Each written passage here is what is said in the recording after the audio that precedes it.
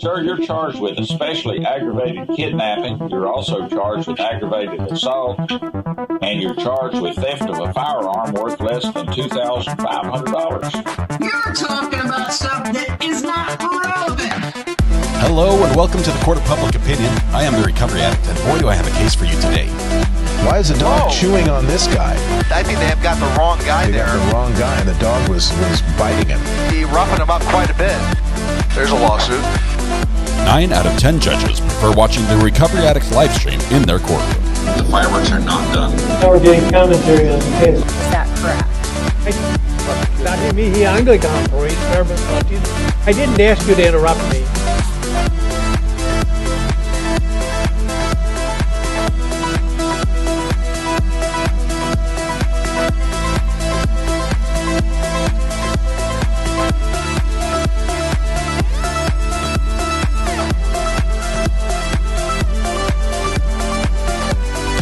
Alrighty, we're just coming back from lunch here. Welcome to the Court of Public Opinion. Turn the music down just a little bit. I know it's Friday. We want to party.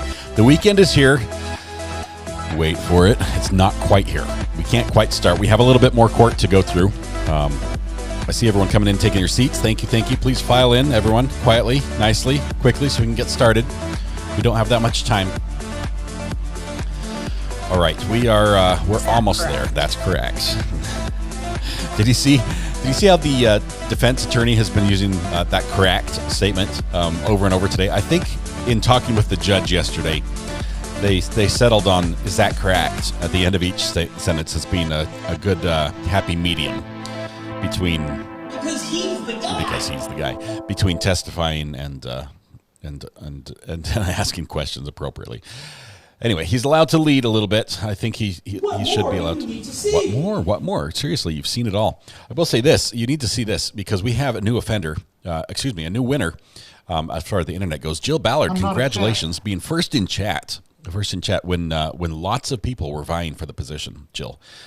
You beat them all out. And as punishment, as a prize for doing that, we have gifted you everything IP related, so the internet is yours for the rest of the day, at least until we go live tonight for the podcast, which is at 8 p.m. tonight with Thomas and I on this channel. Do stick around for that. It will kick off your weekend appropriately. It'll be great. Welcome. Come on in. It's great to see all these great names here. You're talking about stuff that is not relevant. I do that a lot. I do.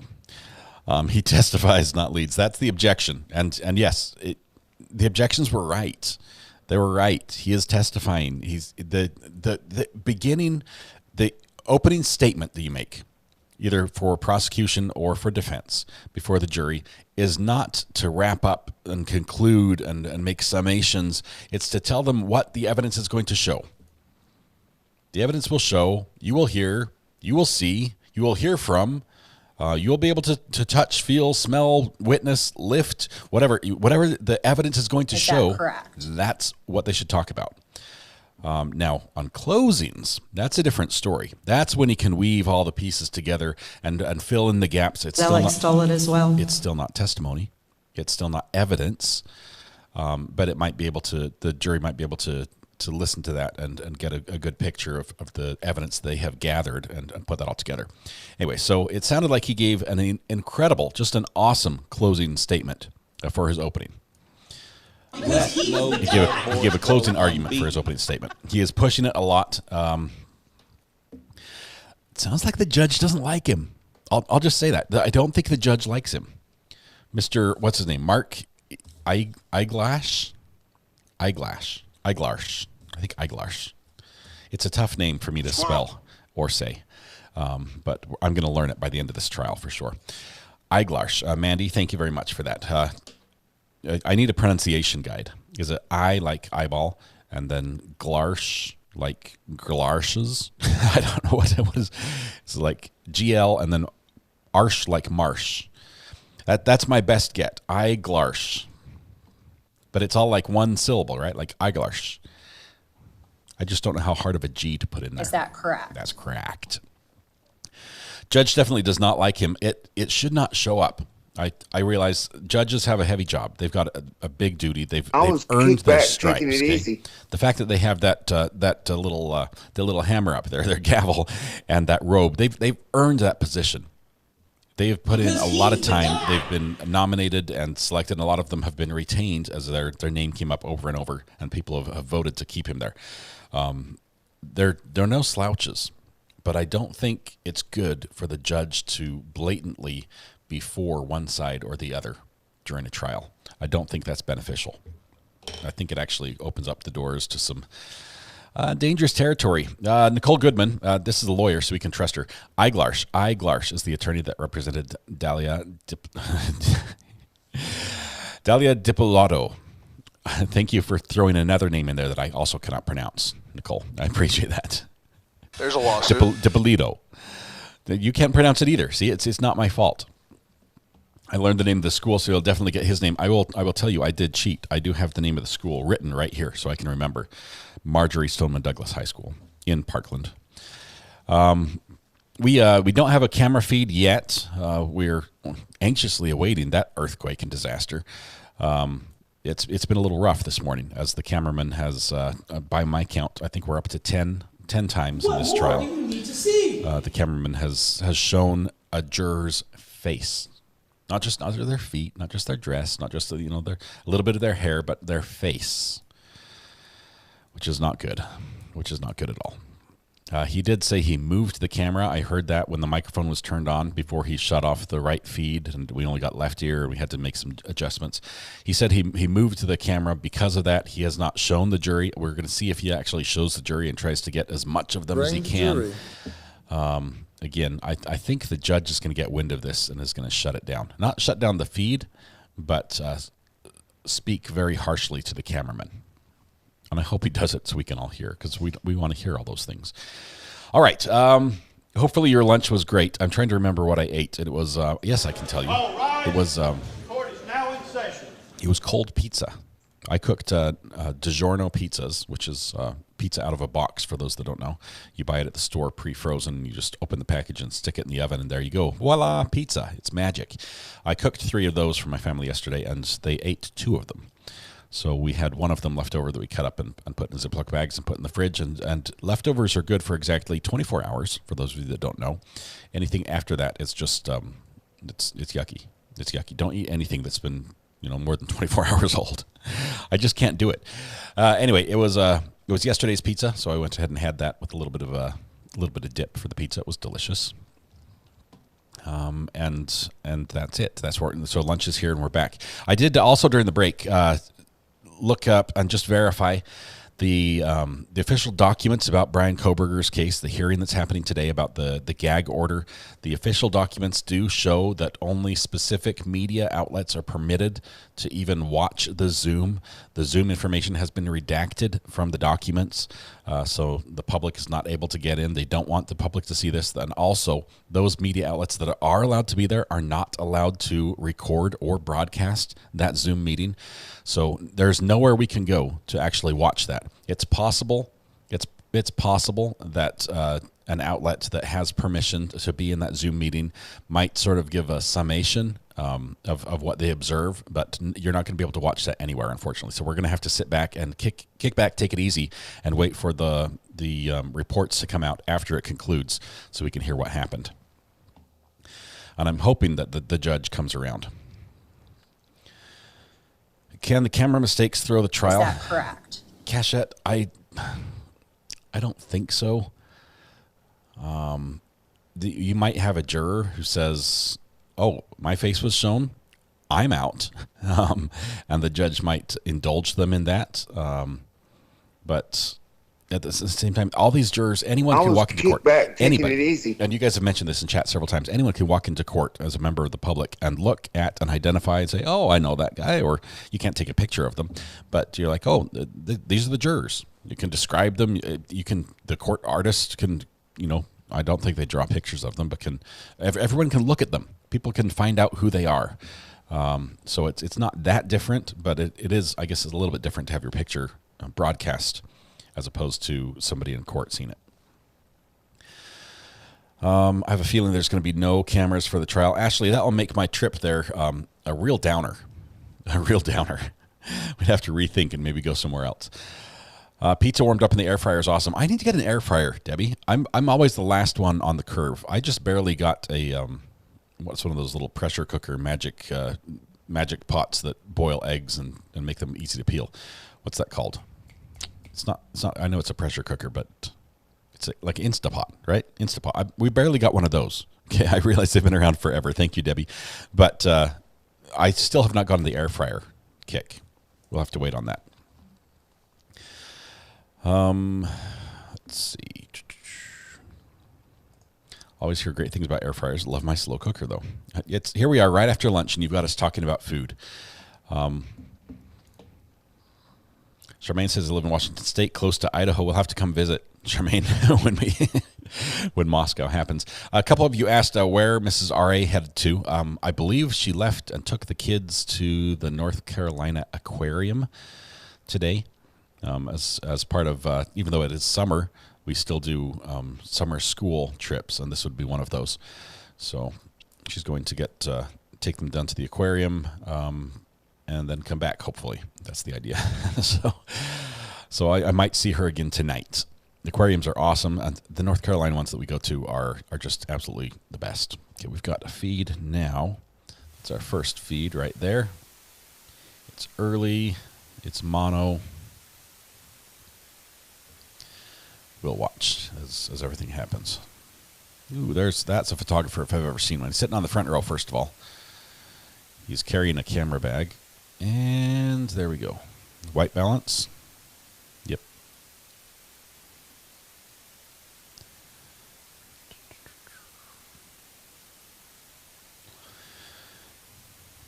You'll use the air fryer about 5 times, then put back on the shelf. Tracy, if this is true, we bought a deep fryer. Okay, we bought a deep fryer, and I've used it about 5 times. And the problem with a deep fryer is, what do you do once you've used it and then you have a deep fryer full of hot grease? What do you do then? That's the dilemma. Overrated, says Girl Scout. It's not the same as cooking over a campfire, right? Girl Scout, are you a Girl Scout? I assume you are by your name. Spent a lot of time in scouting myself. Not Girl Scouting. Those that are asking about the camp out, no, I'm not taking Mrs. R.A. and the wee ones. I'm actually going as a chaperone. I guess I'm the bear scarer. That's what they're taking me as, just to scare the bears away for a group of basically Girl Scouts. We're going for a group of Girl Scouts. So it's going to be fun. They've got a fun week planned, and I'll be there to make sure they're all kept safe. Oh, man, graduation shooting. Why? Ashley, I did not hear about that one. In Richmond, Virginia. That's just north of me. I'm in North Carolina. Is R.A. and the Mrs. R.A. magna fishing with the little R.A.s on the aquarium? Nope. I do hope to take my metal detectors and do some metal detecting next week, and maybe we'll be able to maybe we'll be able to air fry some of that. Whatever I find. No, maybe I'll be able to live stream some of what I find. I'm sorry, I started at the air fryer battle. Let's see. No, it's a reference to my cat's name, Scouty, but call her Girly. All right, so Girl Scout. Cat reference. I will not call you a Girl Scout anymore then, other than that's your name. Let's see. To this day, me and my wife use air fryer for cream cheese, stuffed jalapenos wrapped in bacon. Delicious. Jimmy, I'm going to need some samples. I mean, I'm willing to take your word for it, but it sure would help me if I had some hot, fresh samples on a little plate right here in front of me. Will you still be on TV next week? This is our goal. It may be a little different. I don't think I'll be able to do full days because they're going to need me for different activities during the day. But my goal is to take most of my equipment, probably not my microphone, not my audio board, but I'll take my computer, my switcher, a bunch of stuff. We'll have a bunch of stuff there, cameras and a live streamer. So we're still going to be able to do that. Oh, my son just bought us Chip Shop fish and chips. So delicious. I miss having a chippy just down the road. That would be, yeah. My doctor is probably happy that I don't, but Vandersloot pleads not guilty. He's in the country, huh? They just got him in. They extradited him. He's just arrived. Okay. Don't think they're hard to clean. Guess it depends on the unit. How very British. Okay, we're all thinking about food. Did nobody eat over lunch? Vandersloot, Holloway. What's her first name? Can't remember. He's the one's accused in the disappearance of the Holloway girl on vacation over in far in the islands of the sea. I don't remember the country. Somebody help. Natalie Holloway. Thank you. He's facing federal charges. I think he is. They just barely got him here. It's been a long time. That case happened such a long time ago. In Aruba. Aruba. Thank you very much.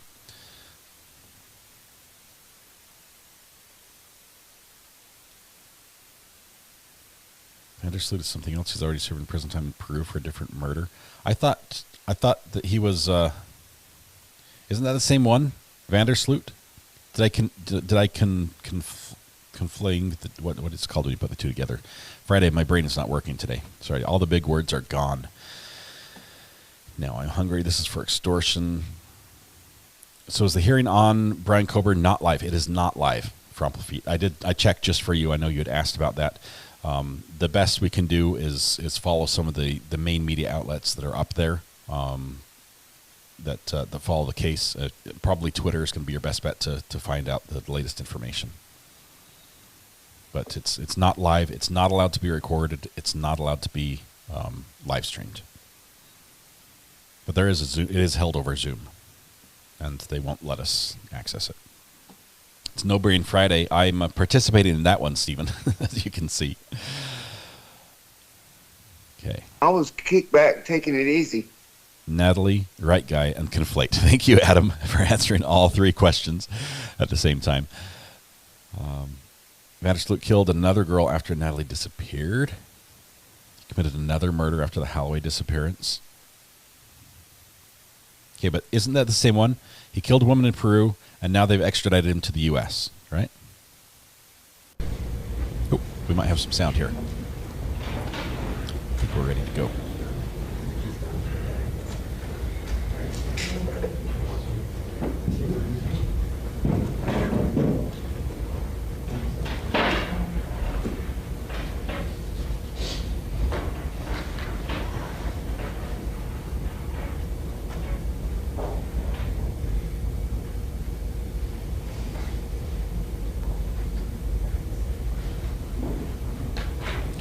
Came in. What happened? We're just coming back from lunch. Because he's the guy.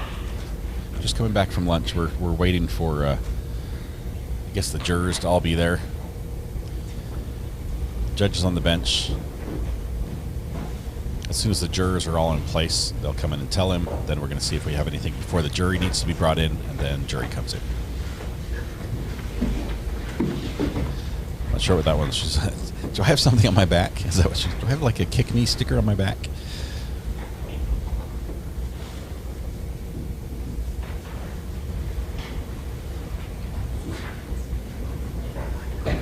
Here for extortion, not the murder. They're connected, but they haven't charged her murder officially yet. Never found her body, right? I believe there was. He said last I remember from that case was that he said he had like buried her on the beach or something. Is that the right one? In the interest of time, once they're done with this witness, we'll be calling the witness out of turn. Is there anything the court?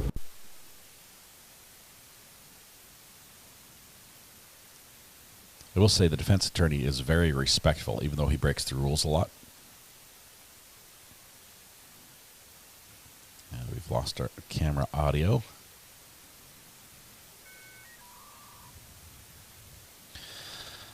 Hey, CG, I got the buffer sound. What's up?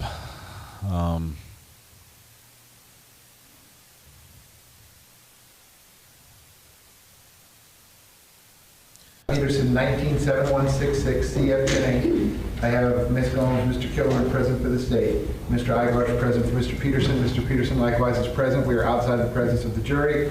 The witness remains on the witness stand under oath to state. Anything you need me to address before we bring the jury back in and you resume your direct examination? Okay. Defense, anything you need me to address? No, Your Honor. Okay, please bring the jury back in.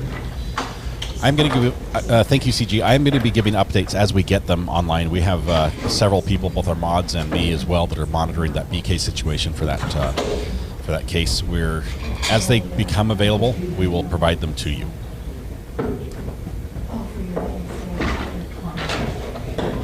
So you don't need to go hunt Twitter for all the updates.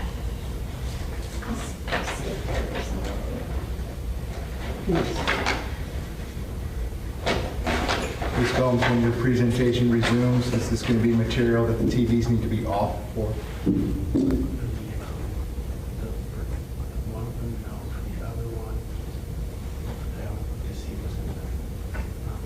For one of them, yes, Your Honor. For the other one, no. There's two videos. Okay, just you'll let me know. We got Court Deputy Hodge with us instead of Court Deputy Unit this afternoon. I think we're going to finish this witness and then take the defense witness, Samantha. Okay. So I think we're back with Officer Best.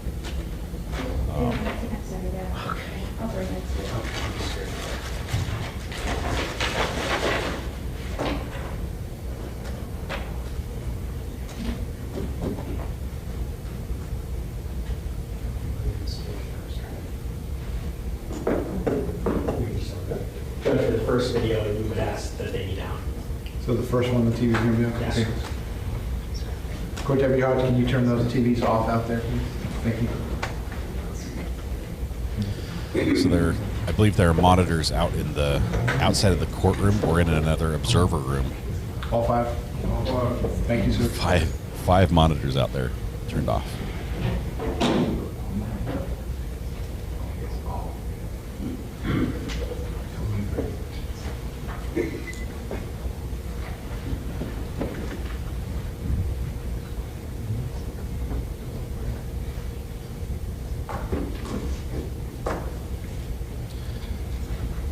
So, Sandra, do we have you observer? Are you observing this particular courtroom right now?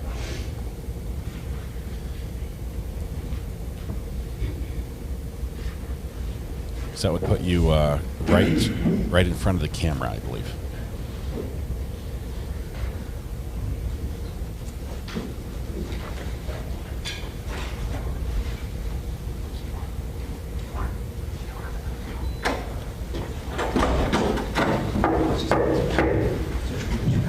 Jurors entering.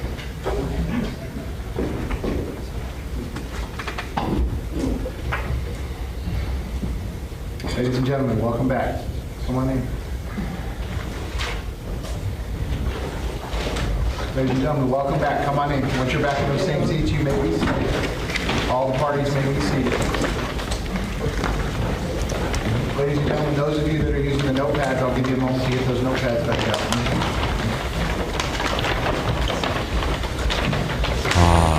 The ASMR.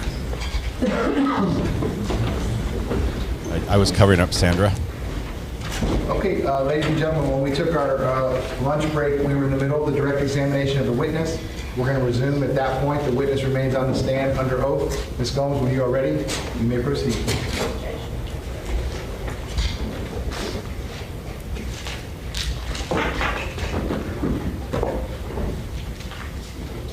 Before I start, I'm just going to show you a photograph. Your Honor, may I approach the witness? You may. Thank you.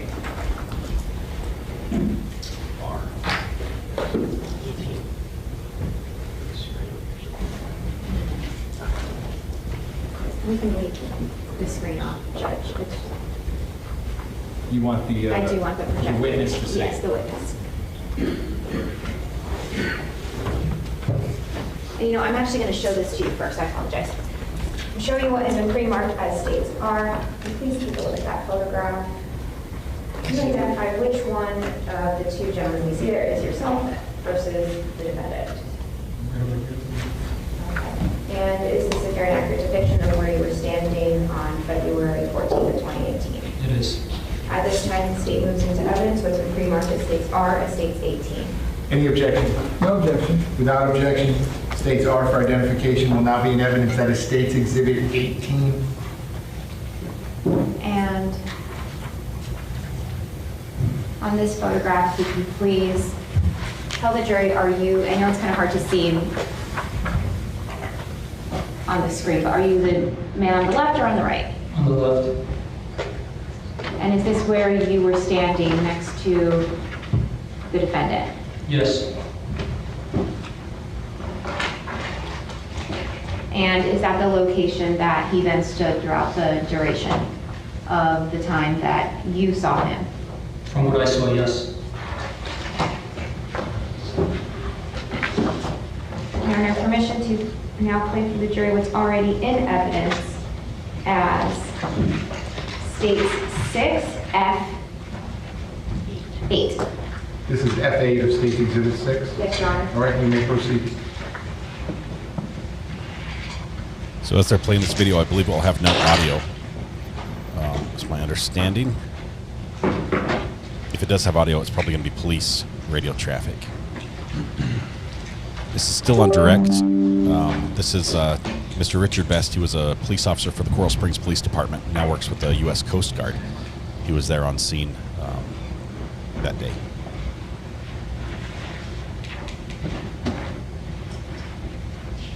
Officer Best, if you can explain for us on the left, if you pause for me. On the left screen, is that the area that you stood with Deputy Peterson? It looks like it, yes.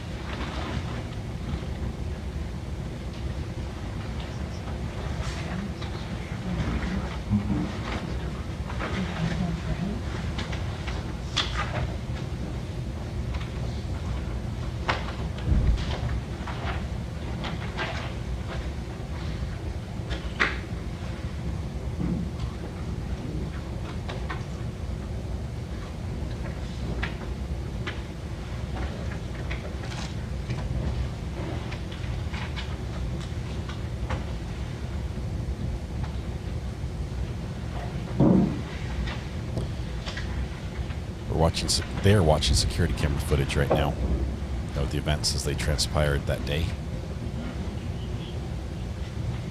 There's no audio for these.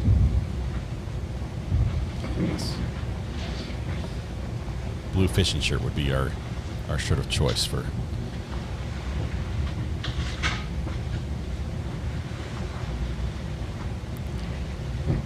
I think it's just informing people that it is being recorded.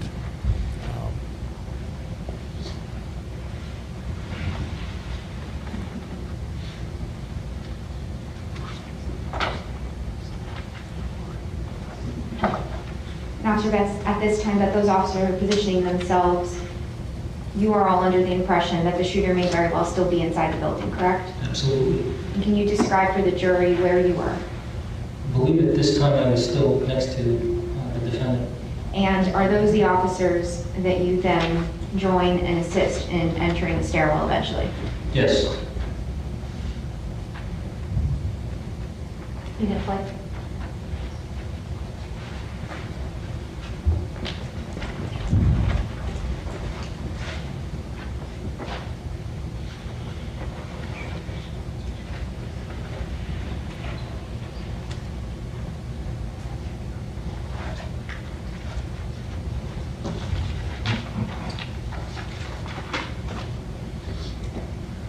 And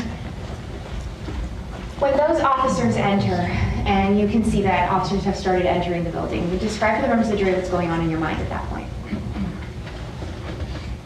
It's pretty much what I explained earlier. We knew, or I should say, I knew that this group of officers were on one side. There was another group of officers on the other side. There was some radio communication. There was some yelling back and forth between all the officers. And I was just waiting, imagining that there's going to be some sort of contact, some sort of conflict between the shooter, the group of officers, and if he comes out the side that I was standing on, the south side of the building, that I was going to be engaging. And if he goes out the other side, that hopefully there was somebody on the other side to do the same. Now playing what is already in evidence as State 6F13.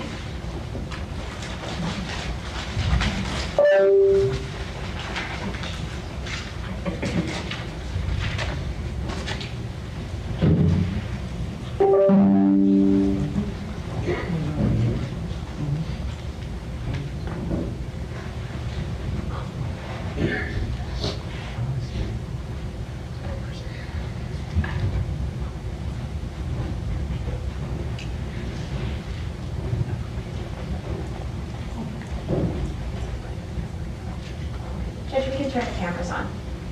The TV's going to be on today. Yes. Okay, very good.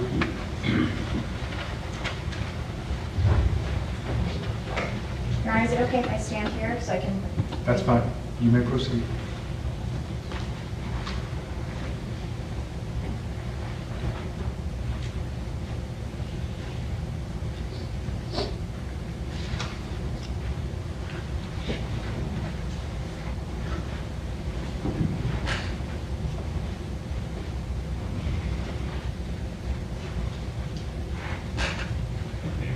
Officer Best, when those gunshots are going off, you have not arrived yet at the campus, correct? Correct.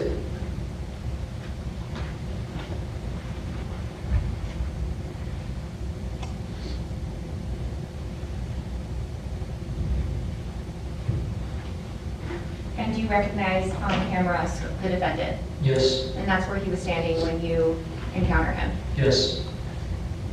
And what's the time on the screen right now? 2:24 p.m.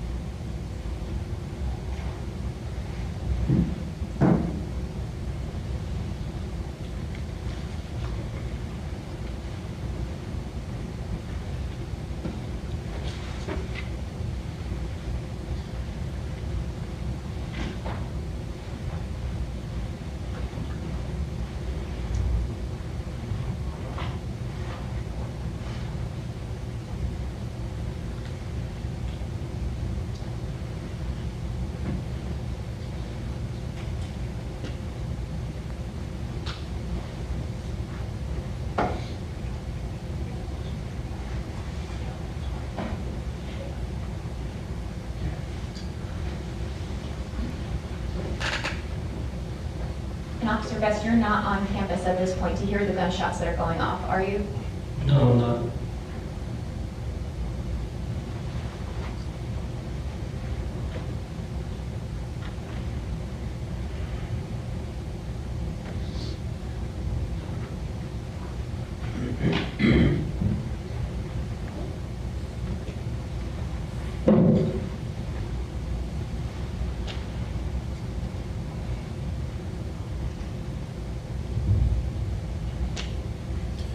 This is still direct questioning.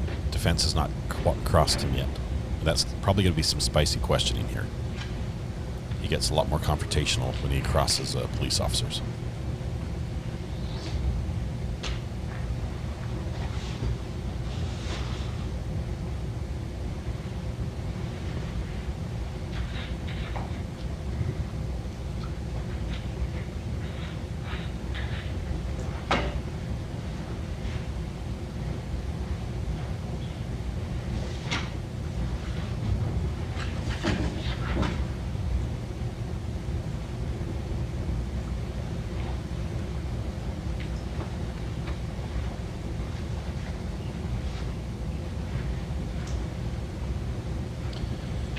So in the Kohberger hearing that's happening right now that we're not able to watch live, the Judge John Judge apologized for mispronouncing the victims' names during the arraignment.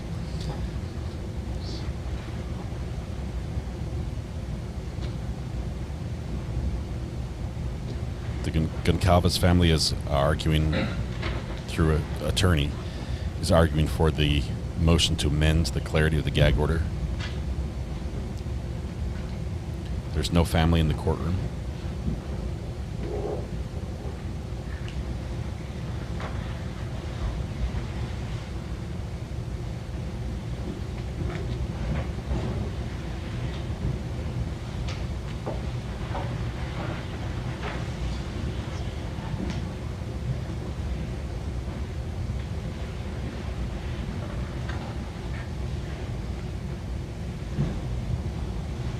Is this the same behavior that you witnessed from Deputy Peterson? It What is. we see here? Yes.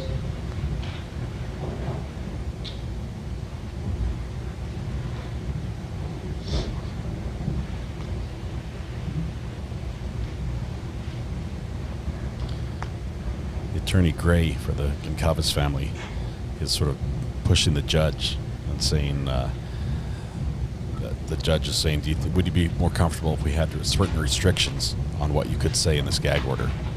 And the attorney says, I don't think you have the authority. And the judge is like, I think I do. In fact, I know I do.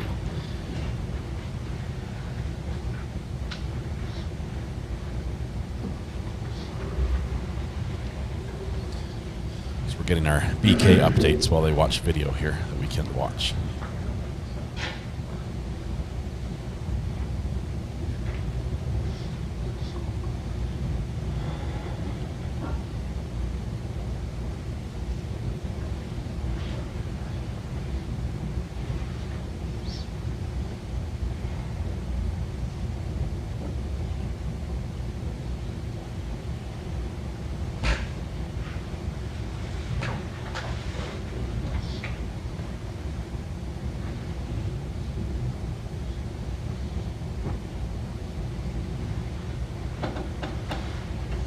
So once this officer can start testifying about video that he was present for, it's going to be after everything has occurred except for the perjury charge, the incident of the perjury charge that this trial encompasses. So everything he was present for is going to be after the time frame that the defendant's being charged for.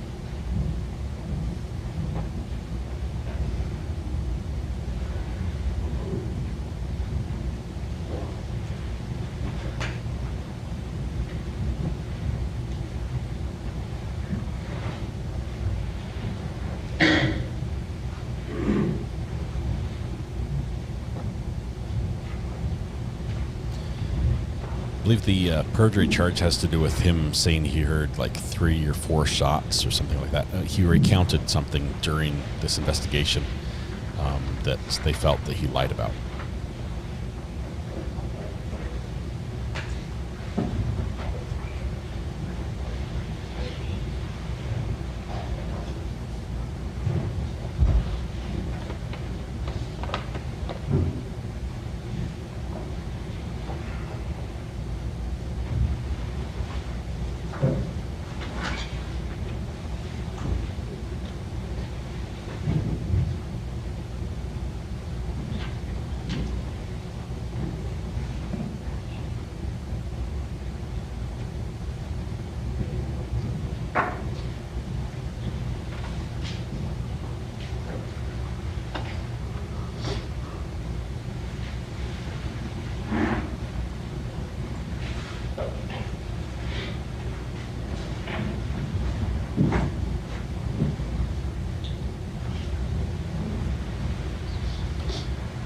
this is going to be a spicy one. If we get to actually see this video later on, if they release it after this hearing is done, lots of fighting going on. Arguments between Attorney Gray and the prosecution right now. They're determining that right now, my girl. It's currently happening as we speak, but it's not allowed to be live streamed or recorded over Zoom. So if there's a courtroom camera in the courtroom, which it would probably be Court TV or someone like that, who's the pool photographer of record, that might be released after the fact.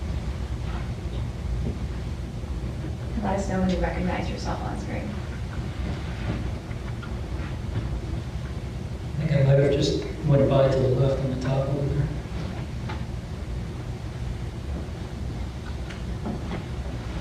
That looks like Sergeant Kozlowski with the shorts and I.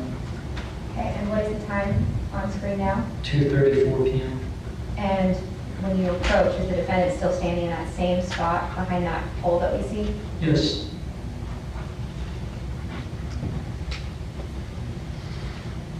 And now are you both standing together? Yes. And when you walked up to him, you said that, repeat what it is that you said to him? I said, hey brother, what do we got? And he said, shots fired, second or third floor. Now we can kind of see some shadows. Can you tell us what it is that if you recall, what it is that you're doing from behind this pole? Verbally yelling over to Sergeant Kozlowski and the other group that were on the other side.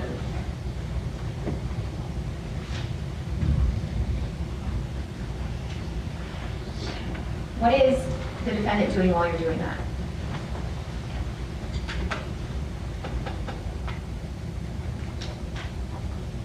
Standing there. I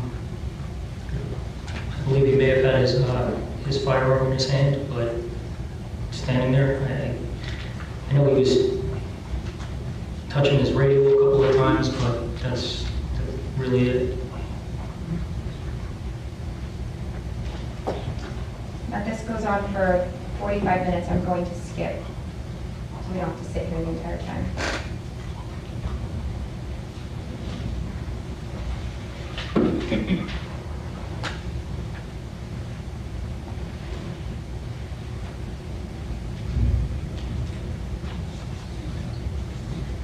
Can you read the time on the top of the screen for the members of the jury?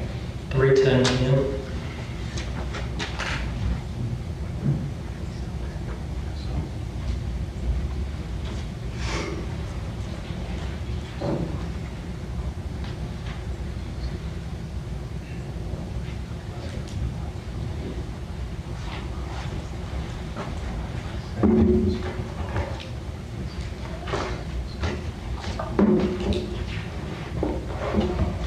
Nothing else from the witness. Here comes some spicy cross. Cross-examination, go. Thank you. Sorry about that. So, is that cool? We have a disappearing attorney. Wow, and she's back again. Just fix this here. The feeds are not quite synced up.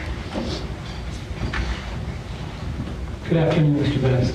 Is it Officer Best? You were in the Coast Guard, so I wasn't sure exactly what your title is. Mr. Best is fine. Mr. Best? Okay. This isn't the first time we've met, correct? Correct. You came in for a deposition back on January 3rd of 2022, correct? Yes. And there was a court reporter present to memorialize what you were telling me, correct? I was virtually, but yes. You knew that you were being recorded. Yes. You knew there was a court reporter writing down what you were saying, correct? Yes. You knew that what you were saying was going to be transcribed, correct? Yes. And you knew that you would have an opportunity to then read it for accuracy, correct? Yes. And you'd use it to refresh your recollection so that potentially years later, you can then testify accurately in front of a jury, correct? Yes. Let's start off with, at the time, you were with Coral Springs Police Department, correct? Yes. That is a different agency than the Broward Sheriff's Office, correct? Yes. They have completely different radio channels, correct? Yes. And the information that officers from Coral Springs Police Department are getting would be different than the information that BSO is getting, correct? I would agree with that. Okay. And when officers are given police radios, I'm assuming that it's not optional to have to listen to them and monitor them for information, correct? Yes. In fact, they tell you that information is everything, correct? I would agree with that. And so the primary source of your information, if you're not present with someone face-to-face, is to be monitoring your police radio and listen to what dispatch and what other officers are sharing, correct? Yes. Now, Coral Springs Police Department, since they're on a separate radio than BSO, you can't hear what BSO officers are saying, correct? At that time, correct.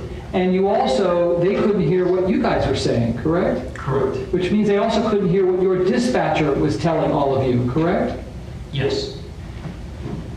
The only way that you join forces with radios is by something called patching, correct? Yes. And you know about patching because on the scene, you were yelling, let's get these radios patched, correct? Correct. And that was said right after DeVita, Lieutenant DeVita yelled the same thing, let's get these radios patched, correct? I don't recall him yelling that. I remember yelling that at him. Okay. Did you take any steps further to see that the radios were patched at any time? I'm unable to. From a patrol perspective, we can only request it. That's way above our level. Who did you specifically request that to? I don't recall if I specifically requested it, but I know I was yelling at Lieutenant DeVita to get them patched. He's an executive officer, so presumably he would have the ability to make that request as well. Now you yelled it, you didn't just request it, correct? You yelled it. Correct. Because that was something that was so important to be done, correct?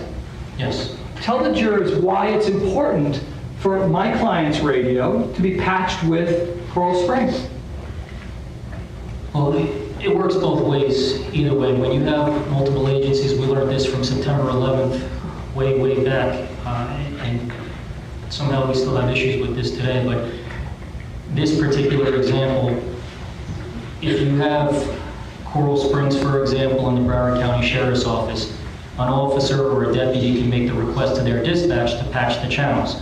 When they say patch the channels, it's just a fancy way of like a conference call, for example. So anything anybody says, whether it's dispatch, a deputy, or an officer that is on that channel, they can hear the same information. Similarly, with the Coral Springs Police Department, you might have detectives utilizing one radio channel and patrol officers utilizing a main radio channel.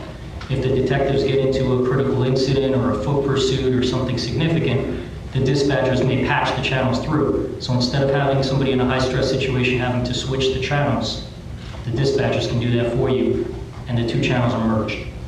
You would use the example, I thought it was pretty good, about a conference call, correct? Like a conference call? Yes, it might not be the best example because it's not an active, continuous, right. But when you press the button to speak, yes.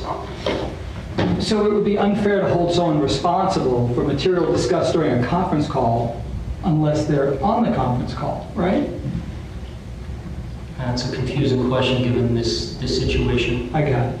When you arrived at the scene, it was after the shooter had gone, correct? Yes. You arrived and approached Officer Burton, as we saw in the video, at 2:34 p.m., correct? I'd have to look at the time, but I believe so. Okay. Remember when the prosecutor asked you what time it was, you said 2:34, correct? Yes. That's when you approached Burton, correct? Yes. And you approached Burton shortly after you arrived on scene, correct? Yes. Now, where were you coming from before you arrived on scene? The Coral Springs Police Department. How long did it take you to get to Marjorie Stoneman Douglas? I would have to see the dispatch time, but it's 2 to 3 miles away from the police department. It's a straight shot down the road, maybe a couple of minutes. Okay. And you're one of those officers who make sure that you monitor your radio continuously, correct? I try to do the best I can. Sure. And especially when you're going to what you believe to be an active shooting situation, you're going to pay close attention so that you can get real-time intelligence, correct? Yes. And that's what you did on this day. You made sure you were listening because that information is critical, correct? Yes. You don't remember any time during the day when you turned off your radio, correct? No. You don't remember any time when you said, I'm not going to listen to dispatch at all, correct? Correct. So you would have heard at 2:26:31 dispatch saying that there is an active shooter at Douglas, correct? I would agree with that, but it's important to point out it's technology. So this happens all the time with agencies all across the country. When there's a transcript from the radio and people say, this is what was said, not every radio works 100% of the time. So there are times where you could be standing next to another officer and one radio has the radio traffic, the other one doesn't. It's technology, it's not foolproof, but I would agree with what you're saying. Okay. So you would also then have heard dispatch say, we can hear them in the background. Our 911 lines are blowing up. Were you aware that I remember that. Okay. And by blowing up, you understood that to mean that people were calling in like crazy, 911, correct? Yes. And those calls, the 911 calls you knew from Marjorie Stoneman Douglas were going to the Coral Springs Police Department, correct? Yes.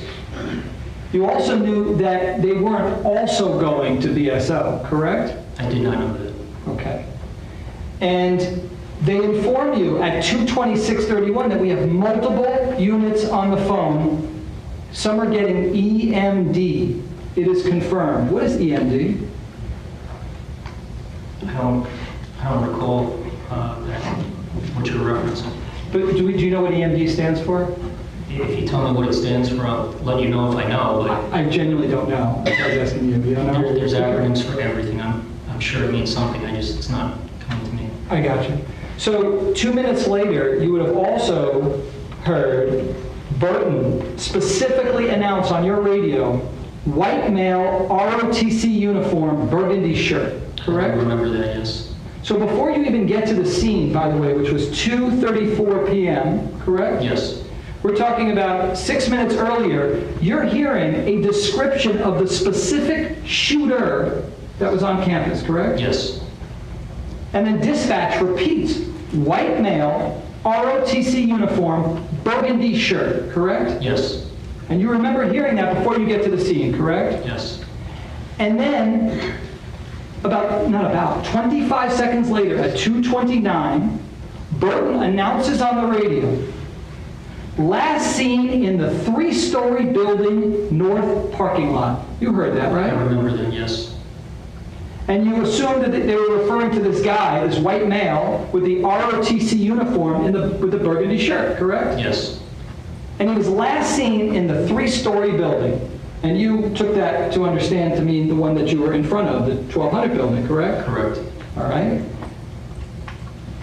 And then right after Burton says that, at 2:29, you heard someone say, D28, have him advise if he's still shooting.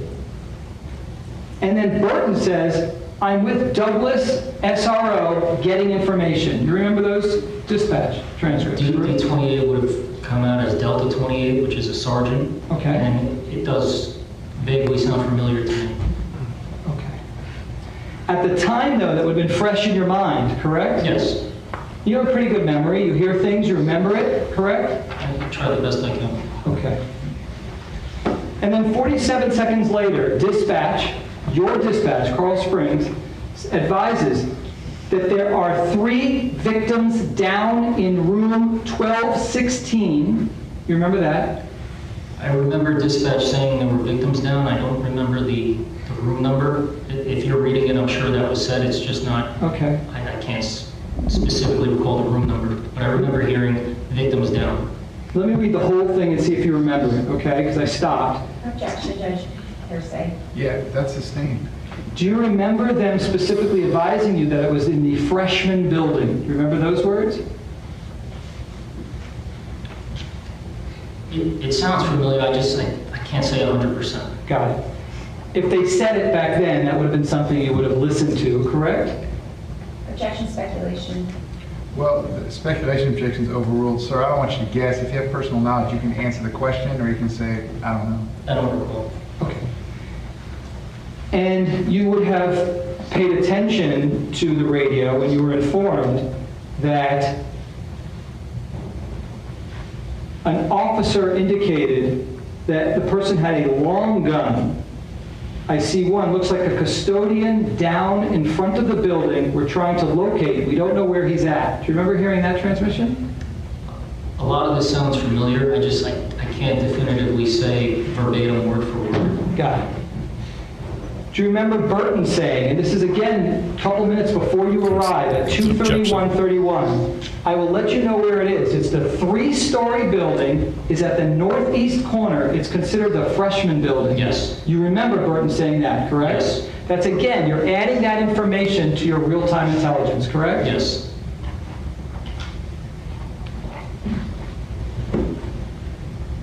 So when you get to the scene, you naturally would have shared that information immediately with my client when you met with him, correct? No. How come?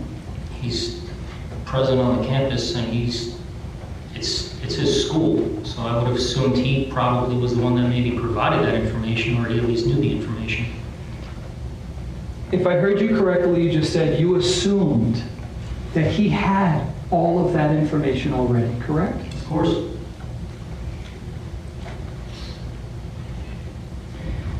When you arrive on the scene, you're thinking of the +1 rule, right? We always like to do that, yes. It's to try to be safe. Because even though you knew all the information we just described, you still welcome the possibility that there were other shooters on the campus, correct? It's good practice, yes. Why is it good practice? You don't want to ever get complacent. It's kind of like what I mentioned earlier, where we knew that the shooter was gone, but the sergeant had specifically told everybody, stay alert and be cognizant there could be other shooters present.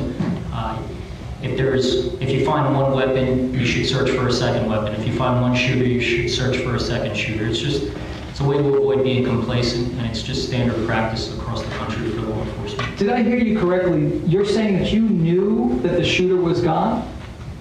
Not at that particular time. Well, okay. So when you get to the scene, you're thinking that there could be multiple shooters in different locations, correct?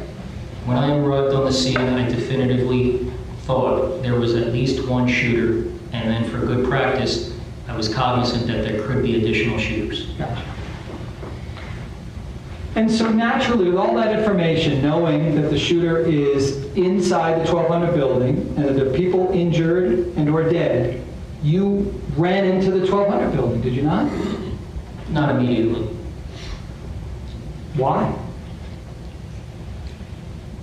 I'll explain it again. I mean, like I explained, so we had a team of officers on the east, we had a team of officers on the west, and where I was standing, we didn't hear the shots. We thought that the shooter was inside the building. I was prepared for the shooter to be confronted by one of the teams, and we didn't want the teams to cross each other or potentially shoot each other. So as they're clearing floor to floor to floor, my mindset at that specific time was, let me stay where I'm at in case the shooter jumps out of a window or comes out that side, hoping that there was somebody on the north side of the school doing the same thing. So you're standing right by my client's side while all that's happening, correct? Correct. And you see him with his gun drawn, correct? I believe his gun was drawn. And it looked to you that he was genuinely trying to figure out in real time where the shooter or shooters were located, correct? I'm not going to say yes to that. Well, he wasn't staring in one direction, correct? You saw him staring in all directions, correct? I saw him looking around, pacing around. I can't say what he saw or speculate what he was thinking. I was more focused on the school. I asked him one question, he answered me. We didn't have conversation. But specifically in regard to where you saw him looking, yes or no, did you see him looking in all directions, yes or no? I can say yes to that, that's fair.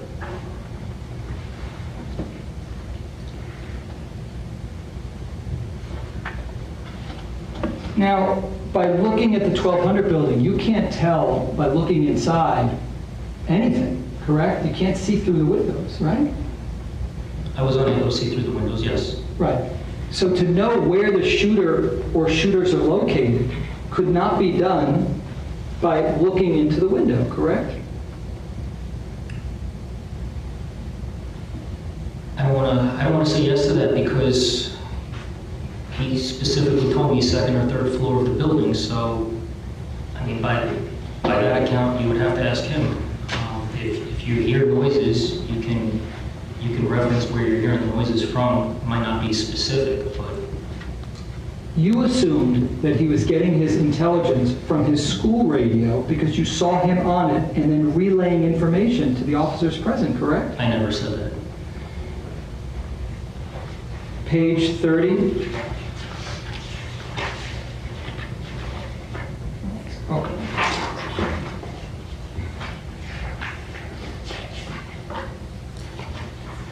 Question. You knew. Objection or improper impeachment. Yeah, that's the same. Didn't you? Also, what line are you referencing? Page 7. Didn't you say on a previous interview, that as you approached, he seemed to be on his school radio and communicating with people from the school who might have been looking at video, surveillance video? Right, that's not the same question you just asked me a minute ago. Yes, Okay. I said that. Okay.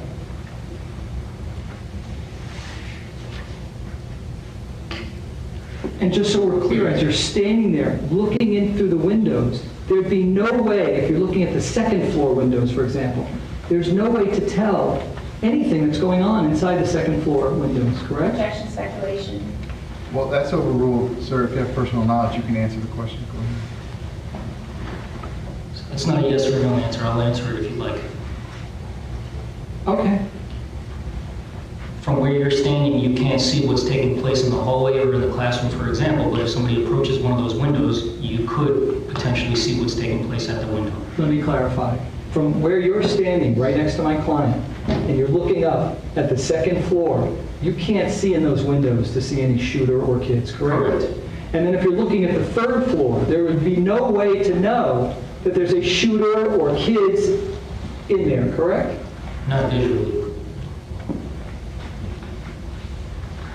And so that's why, when my client's announcing second, third floor, you assumed, especially because he's using his radio, that he was speaking with someone in the video room, correct? Objection, counsel testifying. Yeah, that's sustained. Go ahead and ask another question. Why did you assume that my client was talking with someone on his school radio who was in the video room? Why did you assume that? It's a two-part answer. The first part of the answer is he's obviously got a school radio, so it's reasonable to think that he's talking to somebody on the school property. The second part of that is I would never assume all of the information is coming directly from a radio and only a radio. We're reasonable people. You see things, you hear things, you look around. Sure. There's other things. I don't like how you're inferring that I'm assuming everything is only coming from the radio, because that would not be accurate. You described the scene as chaotic, correct? Yes. You also used words like it was very emotional, correct? Certainly. The situation was also very fluid, you said. What does fluid mean? Describe that for the jurors. Fluid it's a term that's frequently used, rapidly developing, changing. It's not staying the same. So 1 minute you think something, and then it can easily change based upon what you learn, correct? Correct. What you see? Yes. What you feel? Yes.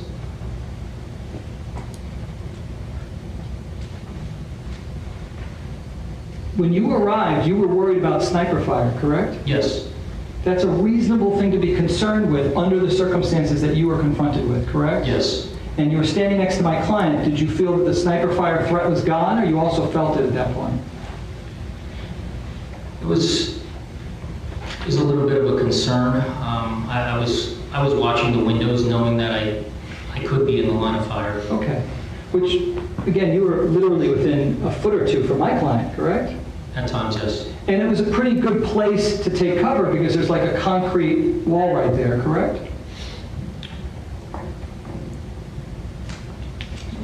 Yes, I would agree with that, if that's what your goal is, sure.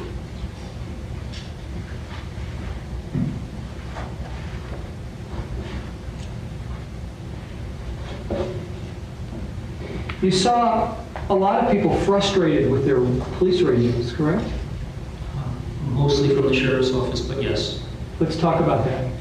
These were BSO deputies you saw being completely frustrated with their radios, correct? Correct. What led you to believe that they were frustrated with the functionality of their radios? There was a specific example. I remember being in the stairwell, and there was a BSO, I believe a SWAT deputy, that went past me up the floor. And there was another BSO, also I believe a SWAT deputy, that was on the lower floor to the side of me by the door. And the one up top was yelling down, he can't get through on his radio. Can you yell this over? I don't remember what it was, but he said, can you yell this over? And I relayed the information. I don't remember what it was, but that's an example. At the end of the video, the prosecutor, I think, mentioned to you the time, and you said 3:10, or she said 3:10, correct? I believe so. You were still there at 3:10 next to my client, correct? I saw the 3:10. I don't know if that was the time when I was still standing there the whole time or if I went back and forth. At no time did you join the team of people that went in through either the east or the west side of the building, correct? No, that's not true. What's that? No, that's not true. Okay. How long did it take before you left my client's side to then go into the building? I would have to look at either the video or FTLE's report, but it was when that information was passed about the shooter on the 3rd floor coming down to the 2nd floor wearing a gas mask. Okay. Can you give us an estimate of how long you think you stood by my client's side? If I would estimate, it would be a couple of minutes. Okay. And those couple of minutes, during those couple of minutes, at no time did you tend to any of the wounded inside of the 1200 building, correct? No, I was outside at that time. But there's no question that while you're standing there next to my client, you knew kids had been injured in that building, correct? At that particular time, the goal was to locate the shooter. When that goal changes to a rescue mission, that's when that changes. So the answer would be yes. At no time, while you're standing next to my client's side, did you go in to tend to the injured children? Correct. And in retrospect, if you knew that my client didn't have all the intelligence that you did, you would have shared that with him on the scene, correct? Objection, relevance, and speculation. Yeah, what's the relevance of that? How important it is to transfer information to a fellow officer, that he would have done that. That question's already been asked and answered. The relevance, objection sustained. Go ahead, sir, ask another question. Ultimately, the information that my client was conveying while he was talking on his radio turned out to be of little value because the shooter was already gone, correct? Objection, counsel testified. Yeah, that's sustained. Go ahead, sir. The shooter was gone when my client announced 2nd or 3rd floor, correct? To me, yes. A few more questions.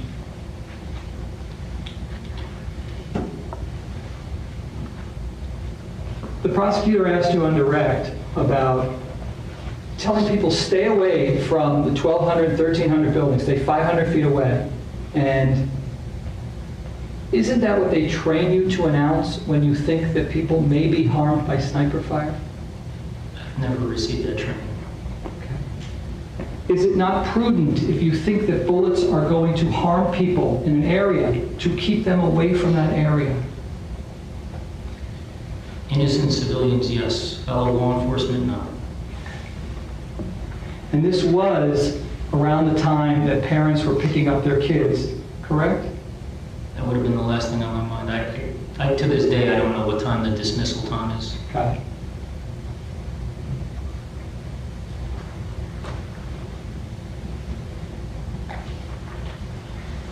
You do recall my client did have his firearm in his hand, correct? Objection asked and answered. That's sustained. And the weapon that you had on you was what? Rifle. Okay. Why did you choose a rifle over a simple pistol? My firearm's in my holster on my duty belt. The rifle was easily accessible from when I parked my patrol vehicle. and it's definitely a far superior weapon system than a pistol or a handgun. Explain to the jurors why. You might not be familiar with guns. A rifle's a long gun. It's got, this would be a personal opinion, but it's just better ammunition, it's safer, you can shoot at a more accurate, greater distance than a handgun or a pistol. And you had a bulletproof vest on, I'm assuming? Yes. And why do you wear those? Department policy. And also, if you get hit, probably saves your life, right? We hope so, yes. And you saw other officers taking positions of cover, correct? I don't recall specifically seeing that, no. Well, when you initially arrived with, it was Kozlowski? Yes. How do you pronounce it? He wasn't standing in the open. He was kind of making sure that he would protect himself because you said you were concerned with sniper fire, correct? Do you mean Officer Burton? Well, we'll get to Burton, but weren't you there with, I showed up with Sergeant Kozlowski. Correct. He wasn't doing what you just described. We were running north towards the building. And did you see what position he took when he arrived closer to the building? I believe we arrived right around the same time and we both ran north. He was giving direction to other officers, but I don't recall him taking a position that you're describing. Where did he stop? Did you see where he went? We made contact with Officer Burton and then he went back towards the other side of the wall. Kozlowski did? Yes.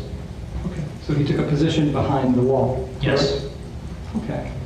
And also Burton took a position of cover, didn't he? I lost visual of Officer Burton. You'd have to ask him. I'm not disagreeing with you, but I didn't maintain a visual of him. Okay. Sir, thank you. Thank you. Coming further. Based on that, any redirect? Yes, Judge. Go ahead. Before your involvement on scene, do you have any knowledge as to whether there were issues with dispatch or the radio before you got there? Just standard Broward County politics. Are bulletproof vests available for any law enforcement officer that chooses to wear one? Yes. Is there anything stopping a police officer from wearing a bulletproof vest if they chose to? No.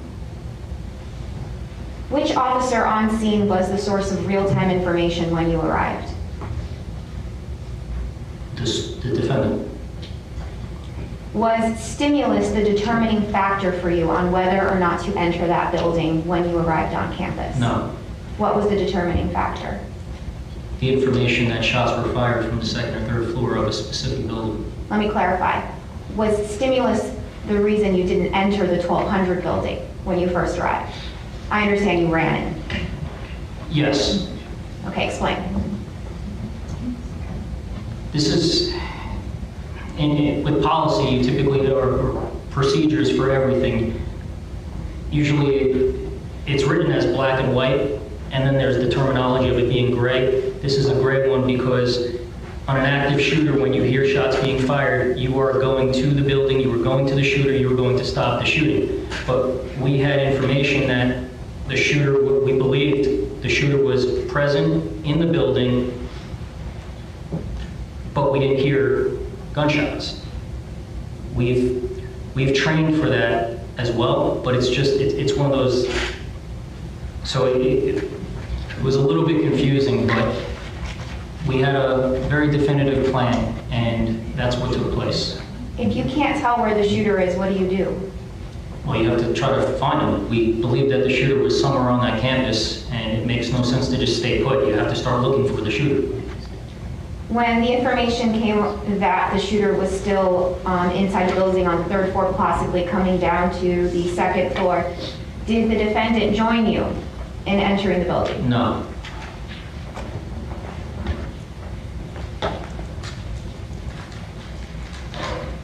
And nothing else, Judge.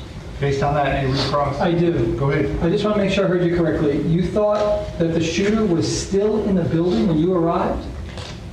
Yes. And you still didn't think that it was necessary to go right in right away? I explained why, with the two teams on both sides. Nothing further, Judge. Okay. State, is the witness excused? Yes. Sir, you may step down. Thank you very much. Is the next witness the out of order witness? Is that yes. correct? Yes, Your Honor. So, ladies and gentlemen, again, just as I did with the defense exhibit, I believe that was yesterday, by the agreement of the parties, the state typically will put their case on first, then the defense puts their case on next. Because of a scheduling issue with a defense witness, without objection from any of the attorneys, we're going to press pause on the state's case. The defense is going to call a witness right now because that witness is available right now, and then we're going to go right back to the state's presentation. So that being said, Mr. Igars, when you are ready, you may call your first witness. Thank you, Your Honor. The defense calls Melody Hertzfield.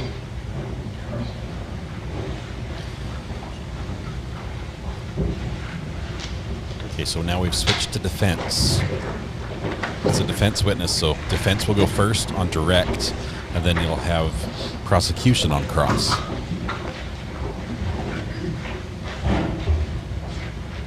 The defense is calling this witness, Your Honor, preserving all of our rights for motions. Yeah, this is not pending any motions at the conclusion of the state's case. Thank you.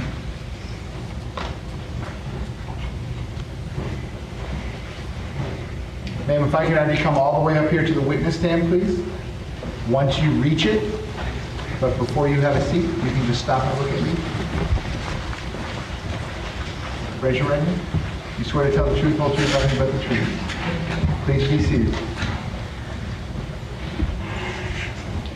And once you are seated, if I can get you to scoot that chair all the way forward as far as it will go, can you please state your full name and spell your full name? Melody Hertzfeld, MELODYHERZFELD.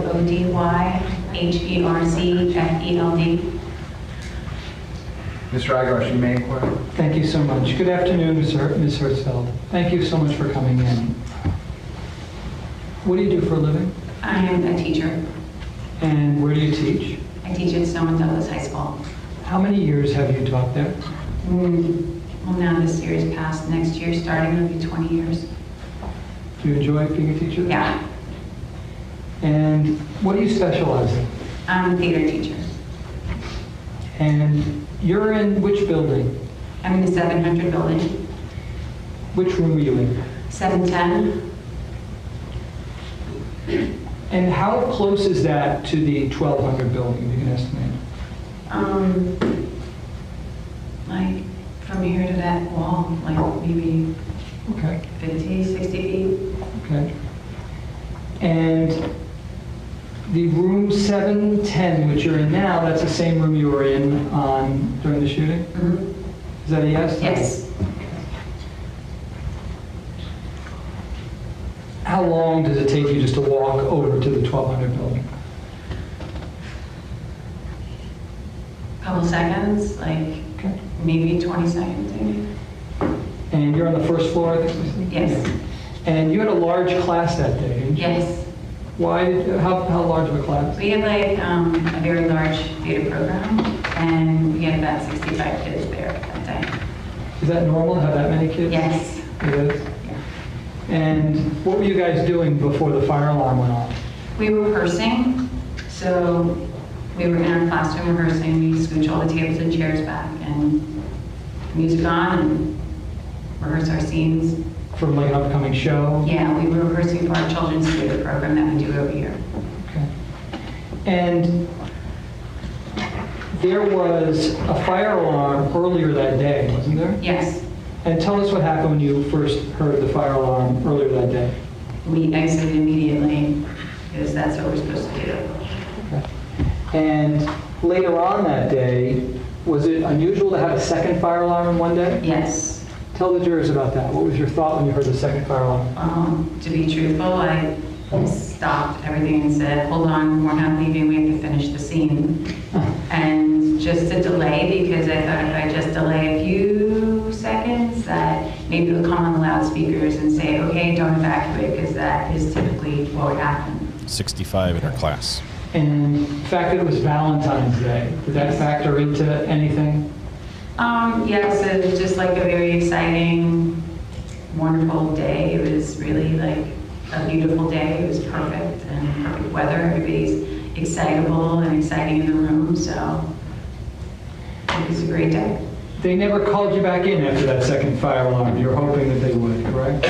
Well, they did. I mean, a couple of things transpired after the second fire alarm. Tell the jurors what happened.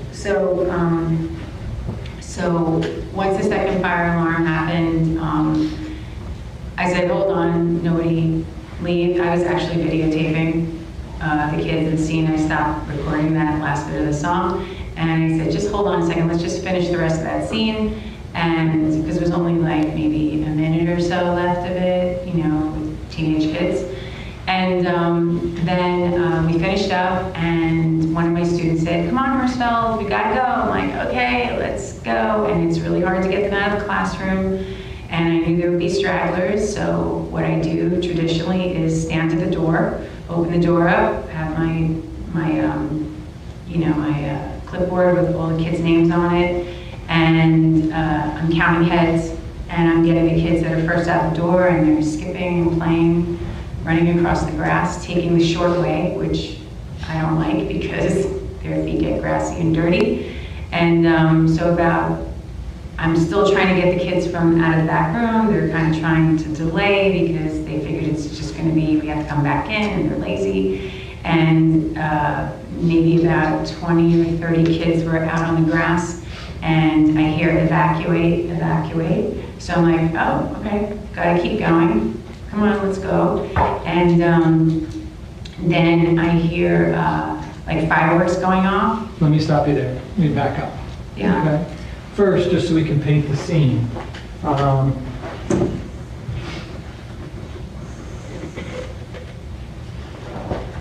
Do you recognize what's contained in this photograph? Yes. Okay, tell us what we're looking at. It's the 700 building. Okay, which is the 700 building? Oh no, that's 1200 building. Right. 700 building's over there in the This corner. is over Yeah. here? Okay. And is this the west side or the east side? That's the west side. Okay. Let me show you another photograph.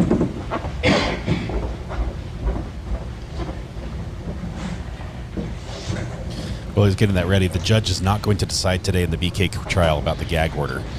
He's going to make a decision later. He's going to review all the motions. Do you recognize what's contained in this photograph? That's in between my room's right there. Can you point to where your room is? My room is right here. Okay. Would it be to the left? Did you just point to the left of the pole? Just left to the pole, yeah. Okay. And show us where the 1200 building would be. It's here. So the photograph of the west side of the 1200 building is over there. Okay. And show us where the kids were walking out? You can kind of see where they trample here. Right, they were out to about here. Okay. And you're pointing them walking in which direction? Is that an easterly direction? Towards our stage. We have a staging area where we're supposed to go, and we usually go down that hall and make a right. But they were going the shortcut, and they went across the grass, and we stage out here. Okay. And would that have been walking towards where ultimately you see Scot Peterson? Yes. If we can play the video now. What? I can. You can just mark this. While we're getting this marked, you can just play the video. As long as the kids can get someone.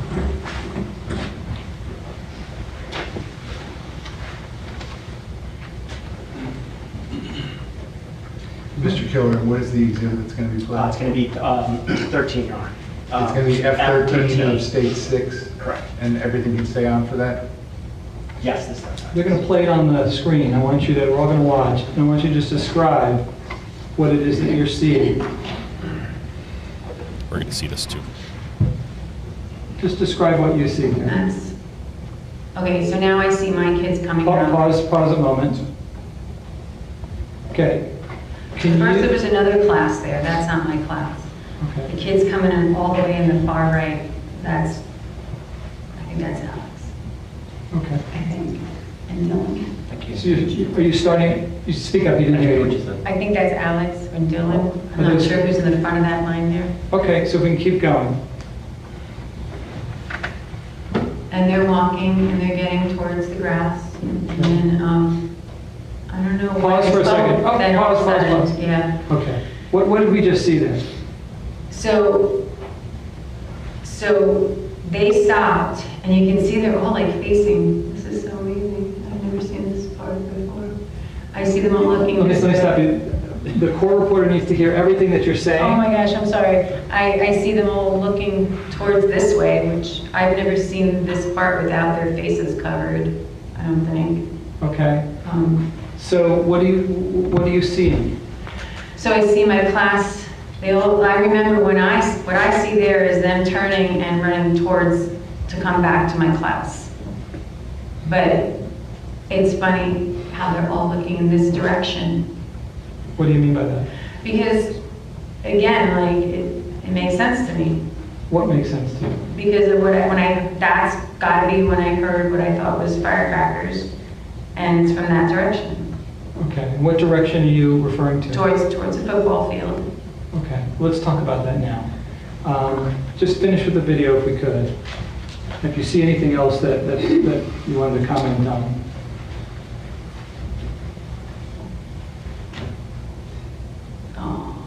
What was somebody falling down? Yeah. Do you know who that was? I just saw Dylan picking him up. Okay, we can pause it. We can take that down. Thank you. Thank you, Steve. So, tell us now what happened that led up to you hearing the firecrackers, or what you thought was firecrackers. Well, like I said, we were rehearsing in the room. We start exiting. I hear evacuate, evacuate. I'm making the kids leave, counting heads. You count heads when they're leaving, so then you know how many you get when you get there. And then I heard what I thought were firecrackers off in the distance, and it sounded like it was coming from the football field. And then I heard like a loud booming sound, like the only way I could describe it was like somebody had like a garbage truck and like some big metal containers dropped off the back, and it was like a loud reverb kind of sound. Okay, let me break that down. All right. First, you said it sounded like firecrackers. Yeah, because it sounded like like that kind of sound. How many initial firecracker sounds did you hear? Maybe just like one spray of them, maybe like that. And letting the kind of sound. And if I heard you correctly, you identified it coming from the football field, correct? Yeah. Yes. Okay. Now, the football field is east or west of where you're located? West. Let me have you show the jurors. If this is the 1200 building, this is the 1300 building, this is the 700 building. Yes. Do you recognize that as the football field up here? That's the football field. And that's where you thought the sounds are coming from? It sounded like it was coming from that direction, yeah. Okay. And in the distance. And would it be fair to say that there's hundreds and hundreds of yards between where you were and the football field? Yes. That is not a short distance, correct? No. Did you ever think the shots you heard were coming from inside a particular building? No. Did you ever think those shots were coming from inside the 1200 building? No. No doubt in your mind? No. And do you see Scot Peterson when you hear those shots? Yes. Tell the jurors what happened. He was standing in front of the building. And on the direction that we were going in. I mean, I was sending my kids towards him. I wouldn't have sent my kids towards him. How close did you get to him? I didn't move from my door, but the kids got like halfway there. How close would you say you were from him, where you were at the door? I was probably, again, like, logistically, like the same distance it took to go straight across to the building is probably approximately the same distance that it would take to go to the front where he was standing, because he was out on the sidewalk. Okay, so where you are right here at the witness stand, yeah. Where approximately would you put Scott? Where would he be located? I would say maybe a little bit farther than that white wall. Okay, so just beyond the white wall? Yeah, I was able to see him. I knew it was him. Okay. And Greenleaf. And who's Greenleaf? He's a security specialist. He was a security specialist at our school.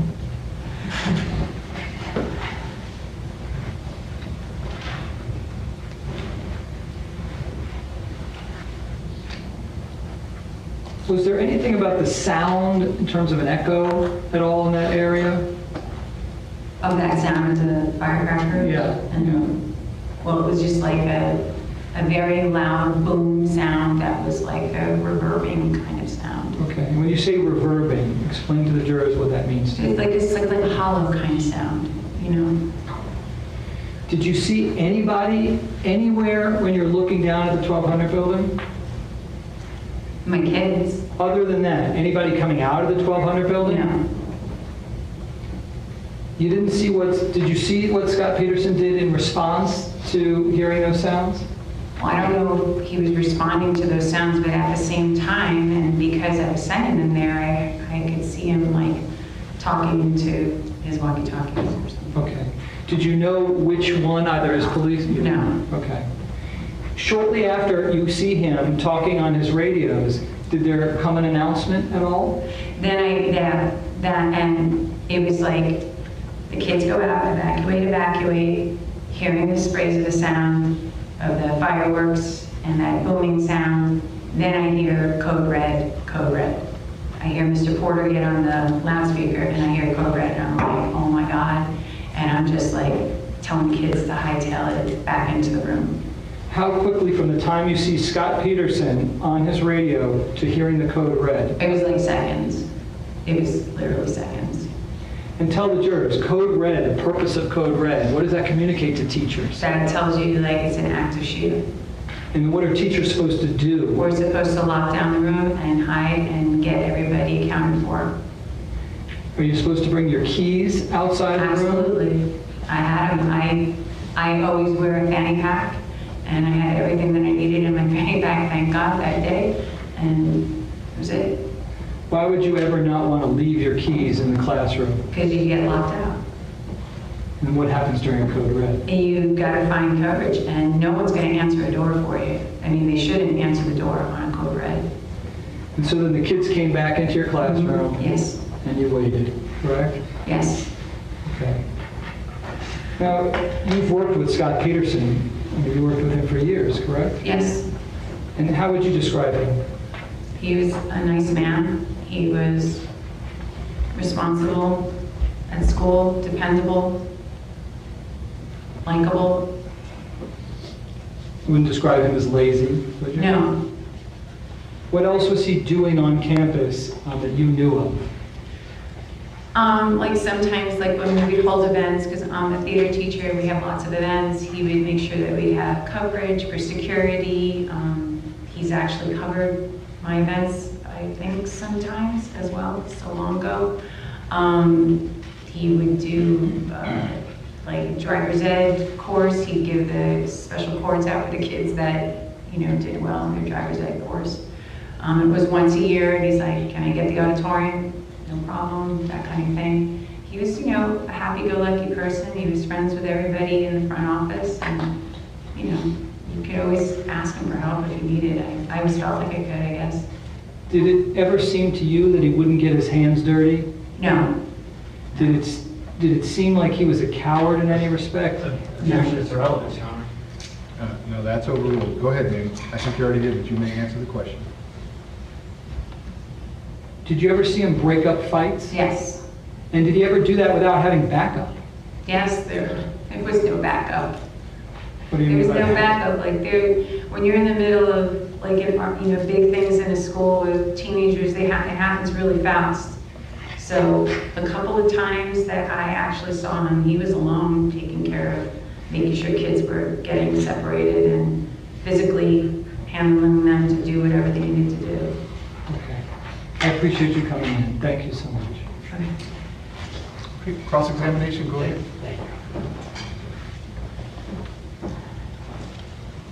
Good afternoon, Mr. Ersfeld. You just testified that Mr. Peterson would break up fights at times, correct? I had seen him do that. That's because he's the school resource officer, correct? Yes. And he's the only individual on campus with a firearm, correct? I think he had a firearm, yes. I'm pretty sure, yes. Now, you talked about you would provide security and he covered events, and he would do drivers ed classes. Is that because he was a school resource officer? I don't know. Did other officers who weren't school resource officers come on and do drivers ed classes? That I don't know. That was the only one that I ever heard of doing that. Okay. But the only one you ever heard doing it was the school resource officer at Marjorie Stoneman Douglas? Meaning that was the only person that I ever knew that did that sort of thing at our school. I don't recall any other teacher or resource officer do like that sort of a thing. Now, if you testified it was Porter who announced the code red, correct? Yes. Who's Porter? Mr. Porter was our AP at our school. An AP is An assistant principal. And he's the assistant principal in charge of what back in 2018? Oh. Was it I have to security? believe it was over security because he also did like our training for Code Red. Okay. I'm going to show you a map here.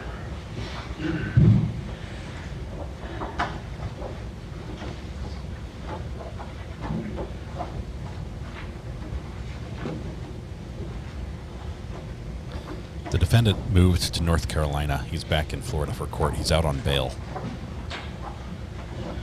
Mr. Hertzfeld, I'm showing you what's already been previously entered into as evidence of State's Composite 17.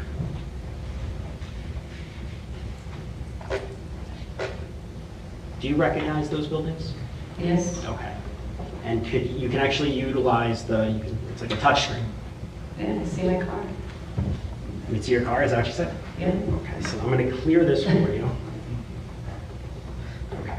Now, can you mark, and you can just use your finger to do so, approximately where your classroom was in the 700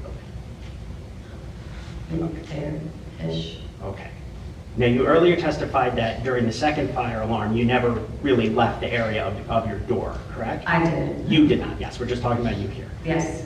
And you also testified that you saw Mr. Peterson, correct? Yes. Can you mark with a big X approximately where you saw him? Over here. Okay. I said this, I don't know if that's a street, but it was in that area. In that area over Yes. there? Okay. And for how long would you say you saw Mr. Peterson? A few seconds, like visually. Yeah. And when you saw Mr. Peterson, what was your thought? That it was a fire drill? I thought everything's okay. And did you think everything's okay because he's the school resource officer? He was at ease. He didn't look, he was at ease, and he's been out there before when we go over here. We used to go over there. That's your allotted area where you're supposed to go? In that approximate area, so I just figured everything was fine.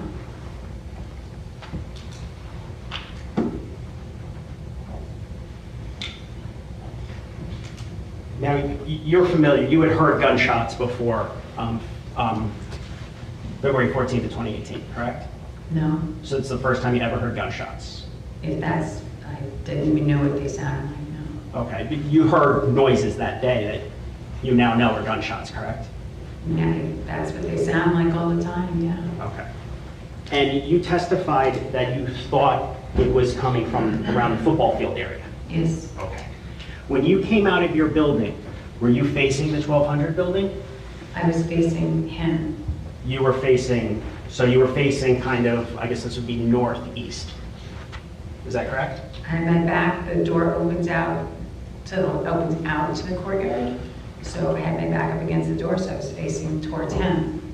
Facing Mr. Peterson. Okay. Now, I'm going to ask a sensitive question here. Your left ear. Mm-hmm. Can you hear out of your left ear? No, my left ear is profoundly deaf. Okay. So the ear that was towards the football field, you're profoundly deaf. My ear that was towards the football field is deaf. Okay. My good ear is perfect, and it was towards the room. Towards the room. Mm-hmm.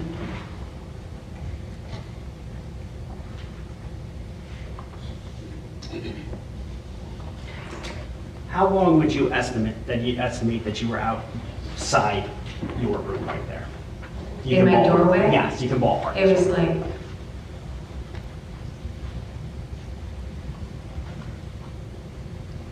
maybe 30 seconds. Like, it was just a short period of time. It's, you know, you're counting kids as you're going, so. So your attention really was more on you're the clipboard and were you checking off names, or how does that work? Counting heads, I saw him, so I knew everything was okay. And they start going, and I'm watching them go.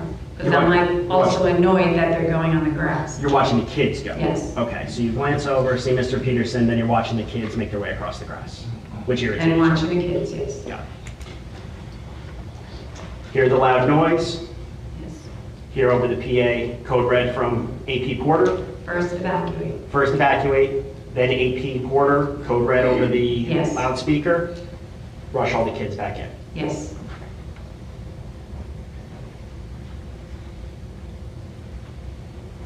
Now, you earlier said that you were kind of sending the kids over to Mr. Peterson. Is that because, in the direction of Mr. Peterson? Is that because as the SRO, as a school resource officer, you thought he would protect them? I didn't think of it that way. I thought of it more of, he's there, everything's okay. Because I didn't think anything was happening. Once you realized something was happening? Then it was just, as soon as I heard that, it doesn't matter who's out there, we're coming back in the room. Did you think the school resource officer would take care of whatever was going on? Yes.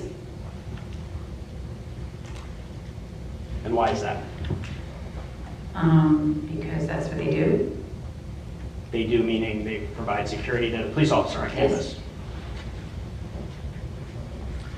Now, have you been part of training in Code Reds, either by the school board or by MSD themselves? Yes. Okay. And did these include like PowerPoint presentations? Yes. Did you attend the one in January? Yes, I did. Okay. And there were representatives from the school board, police, as well as Mr. Peterson there? I think so. Okay. And in those types of classes, you were taught what to do during a code red? Yes. For instance, the keys, that you keep your keys on you, you lock your door. Yes. That you take a hardened position. Yes. Your classroom happened to be a little bit different because you had the storage closet. But in things like that you have to consider the classroom that you're teaching in and what's the best position to safeguard the children. Yes. And you had more than one training on Code Reds, correct? Prior to that, yeah.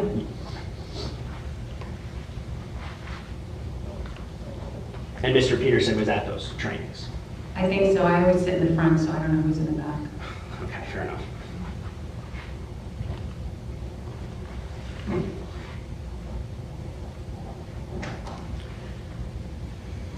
Now, I'm going to show you another picture here.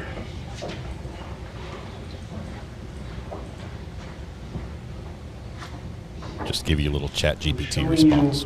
What's already been entered into as evidence of States Composite 16.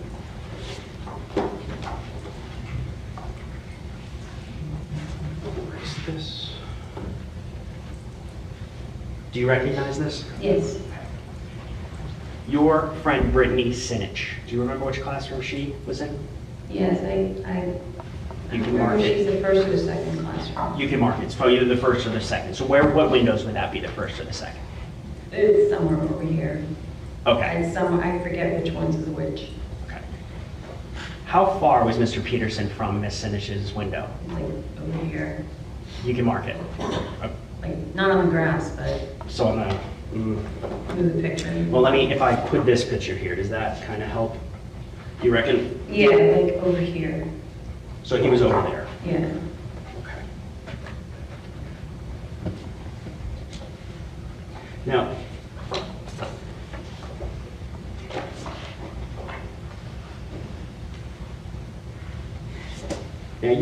can you see, and I'm going to zoom in here. Wrong way. Let's see if that's clear. It's not. Well, let me ask you this. Are you familiar with what kind of blinds Miss Sinich's or the other classrooms had in the 1200 building? What kind of what? Blinds. I don't recall. Okay. I can see they look like levelers there, right? I'm sorry, say that They again. look like verticals, right? So would you say from that picture, they look like vertical blinds? It looks like vertical. Okay.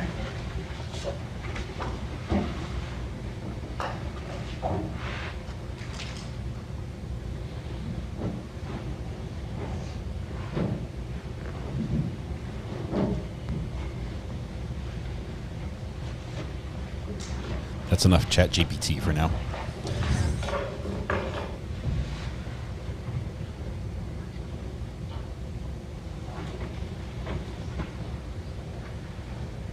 Now, you stated earlier that you saw Mr. Peterson talking into the radios shortly before AP Porter announced Code Red. Yes. Do you know which radio he was speaking into, whether it's police radio or school radio? No, I don't know which ones are which. Are you familiar with what the school radios look like? Yes. Are they attached to your shoulder or are they handheld? They can be either or. Okay. Do you know which one that Mr. Peterson had that day? I think he had one attached, but I also have seen him with one in his hand. Okay. So I don't know which one he was talking. You do not recall which one he was talking to? No.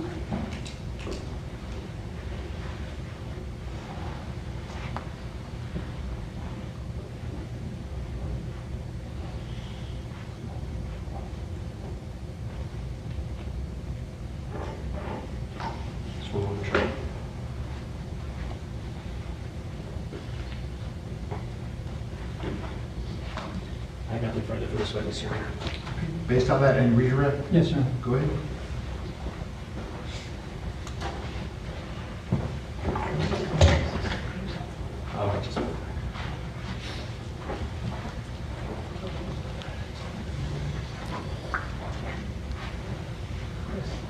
ChatGPT is a robot that answers questions for you, basically. AI, the big brain in the cloud of the internet.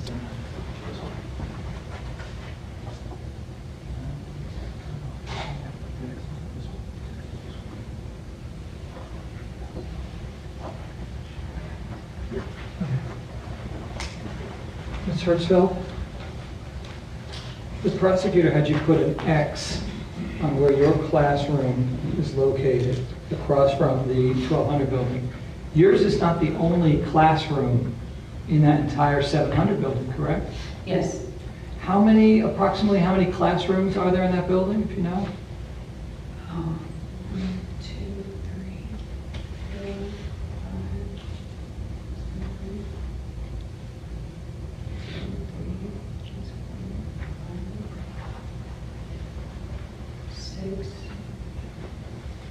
4, 6 on the first floor. One in the book room, and then upstairs is probably like the same kind of quadrant, same thing, I think. So it's a 2-story building. Yes. And I think, did I hear 6 plus 6 approximately? Probably, yeah. And each classroom has about approximately how many kids? In 700. In the 700 building? It depends. I'm an elective, so I can have a lot of kids. Okay. The average amount in other classrooms? In those particular classrooms, they're electives also, so they can have over 35, 40 kids per class. Okay. And all of those classes would have to evacuate as well, correct? Yes. And they would have, do you know if they all head to the same general location that your kids head to? No, they don't. They have different places to go? There's different places that we evacuate to.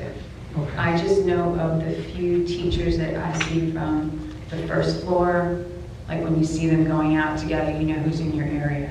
Did you ever see law enforcement come and interview your kids after this to determine where they thought the sounds were coming from? Judge, I'm now object outside scope.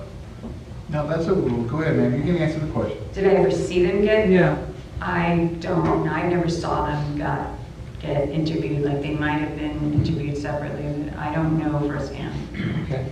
And the prosecutor asked you about these driver's ed courses and the other programs at the school. Did you have firsthand knowledge of the relationship that my client built with the students at the school? Firsthand knowledge? No. Okay, you just heard? You could see it. What did you see? You just know when students like have like a relationship with a teacher or an adult in there. You know, like they come and shake hands with them, or they shoot the breeze with them at lunchtime. Like that's what happens because the officers get involved. They get involved with what's going on. And one final thing, the prosecutor brought up your ear and your hearing. First of all, were you able to hear all of the questions I asked of you today? Yes. Did you hear all of the questions he asked of you? Yes. And when you're working with your students, are you using the same hearing? You don't have any, do you have any devices that help you with hearing? Okay. I mean, this is how you operate, right? All the time. And do you believe in any way that the hearing issue that you raised in any way affected your ability to hear the sounds of what you thought were firecrackers, correct? I agree, because in actuality, if I felt like they were coming from that direction, it would have been really loud in that direction. But it's actually coming from back here where I don't hear well. Do you know what I mean? And so it's kind of bizarre, because this here was picking something up that was very loud coming from there. Make sense? Do you believe that your hearing issue played any role in you believing that the shots were coming from the football field? No. Thank you. Based on that, you recross? Just one question. Go ahead. You described the relationship that Mr. Peterson had with the students. Would you liken it to a relationship that your students had with teachers that they were close with? It's different. It's different because when you're in a relationship with a teacher, the kids they have to get a good grade. They have to, you know what I mean? They have to. It's more of a casualness that like security guards or APs might have with students when they're saying hello to them or seeing what's up. Some of the people, sometimes at the time we had coaches, we had security staff that were coaches. So they were very friendly to kids and they would take them under their wing, you know, that kind of thing. So how the coaches or administrators were close with the children is how Mr. Peterson was close with the children, like a similar relationship. I would think so, yeah. Nothing further. Okay. Defense is the witness excused. Yes, sir. Ma'am, you may step down. Thank you very much. While she's doing that, ladies and gentlemen, real quick, 5-minute restroom break. Same admonition as always. Please do not discuss the facts of the case, the evidence, the witnesses, or the testimony amongst yourselves or anyone else. If you leave. Okay, it sounds like the judge is trying to get the last word in, and like the jury's already running out the door. It's like the bell rang, we're out of here. You said 5-minute break, and they're like rushing for the door. The judge is like, wait, before you go, there's homework. Make sure you do your reading. Everybody, we'll see you on Tuesday. It's sort of funny because usually everyone stays seated until the judge is like, and now you can get up and leave. but he says break, and everyone's like, I'm out of here. Let me bring up a couple of things. Somebody was mentioning an audio system that tracks gunshots and how that would be useful in finding where a shooter is. I live here in North Carolina. We have the closest large city to me is Greenville, North Carolina, and Greenville has this system. They have a system, and it's interconnected to the security cameras that operate on the public streets and sidewalk areas of the city throughout town. And this camera system is pretty vast. It's not anywhere near the scale that you might find in England. Their camera system, especially for traffic, is next level. A lot of Europe is that way, but it's pretty robust, and it has audio pickup sensors, so that if a gunshot is fired or it registers as a gunshot, it can triangulate using the earpieces, the microphone on each of these things. They call it shot callers or shot spotter. It triangulates the position, and it will focus the cameras on that. And within seconds, they can get to exact position of this is where the shot came from. It's a shot spotter. Yep. It's pretty impressive. I guess it was discussed in the Travis Rudolph trial. For all those who followed that one, you're like, yeah, we know all about it. I thought I was breaking news for you guys, but okay, so wonderful. Anyway, it's a cool technology. It definitely could probably help, possibly. I hate that we have to discuss things like this, that we have to discuss getting better metal detectors or better entry control systems or, shot spotter systems in our schools. Where we send our kids. I mean, I say we collectively as a society. I obviously send mine downstairs to the front room for school because we homeschool. But yeah, so there's technology is definitely helping. All right, there was a couple other things. Let's see, this witness for the defense. Pretty impressive. I thought my gut sort of fell as I was thinking, okay, she's doing a great job for the defense. And then on the cross, when they said, oh, by the way, are you deaf in one ear? I thought, wow, oh man, that hurts because not being deaf in one ear, I'm getting there. Eventually I'll be there, I'm sure. I just have tinnitus, but I can still hear in both ears. I thought, what will that do to our testimony? about the direction that she was able to detect that sound came from, and it sounds like that even the position she was with the door at her back, she felt that the sound was coming from behind her, or heard that, even where she's, it sounds like she has very, very little hearing. She says profoundly deaf. I'm not sure if that means no audible sound whatsoever detected in that ear, but she says it felt like it came from my deaf side, not from my hearing side. Yes, everyone's ears are ringing. As soon as I mention tinnitus, all those who have tinnitus instantly can hear their tinnitus. It's just a thing that works. Yes, deaf in one ear didn't faze you at all, says KT. Great testimony, honestly, great testimony for the defendant. It was pretty good. Carol, thank you. I think you are part of the best community in the world here in this little community here where we're pretty much all friends. Even though we're discussing, honestly, I'm not going to do it, but if we did a poll right now, we would find that amongst us, we have very different opinions about this. We have people that that are adamant that Scot Peterson needs to be held accountable for the failure, for his failure to intervene, and we have people who are also adamant that there's no way to hold him accountable because there's no, he didn't do anything wrong, and we're everywhere in between. I still am. I have to say I'm leaning towards this will be a very difficult case for the state to prove. I do want to hear more evidence. I want especially evidence that has to do with him, what was happening during that time. I realize sadly we know all the awful things that happened before and after. But what was he doing during that time? What did he know? What was he trying to communicate? What was happening on his school radio? What was happening on his SRO radio? All this, or not the SRO, but the Broward County, BCO, I think it is, the sheriff's radio. That's interesting. It sounds like he had two different radios. I brought some demonstrations for you if you want some show and tell for those that were paying attention. I showed this a little bit earlier, but he has two different radios. He has a handheld radio, which these are small. This is a ham radio, a very cheap ham radio. I think it was like $35. It can still talk to satellites with it, and around the world using the internet and everything else. But he has one radio that possibly is going to be the school radio, and he has one radio that's on his lapel. That this is just the mic, the key piece, and he can trigger that by just clicking, and then you talk into it like Breaker 19, whatever. It would sound something more like, Broward, this is SRO. Can you go ahead and send me another unit? Something like that. He would talk in his shoulder that way. But he's also got another radio that he's going, and everyone who has described him being on two radios, this is broken inside. Probably why it was in my junk drawer. Anyway, everyone who's discussed him talking into two radios indicate that he had like one of these on each shoulder and possibly one in his hand. So it's going to be interesting as we hear that.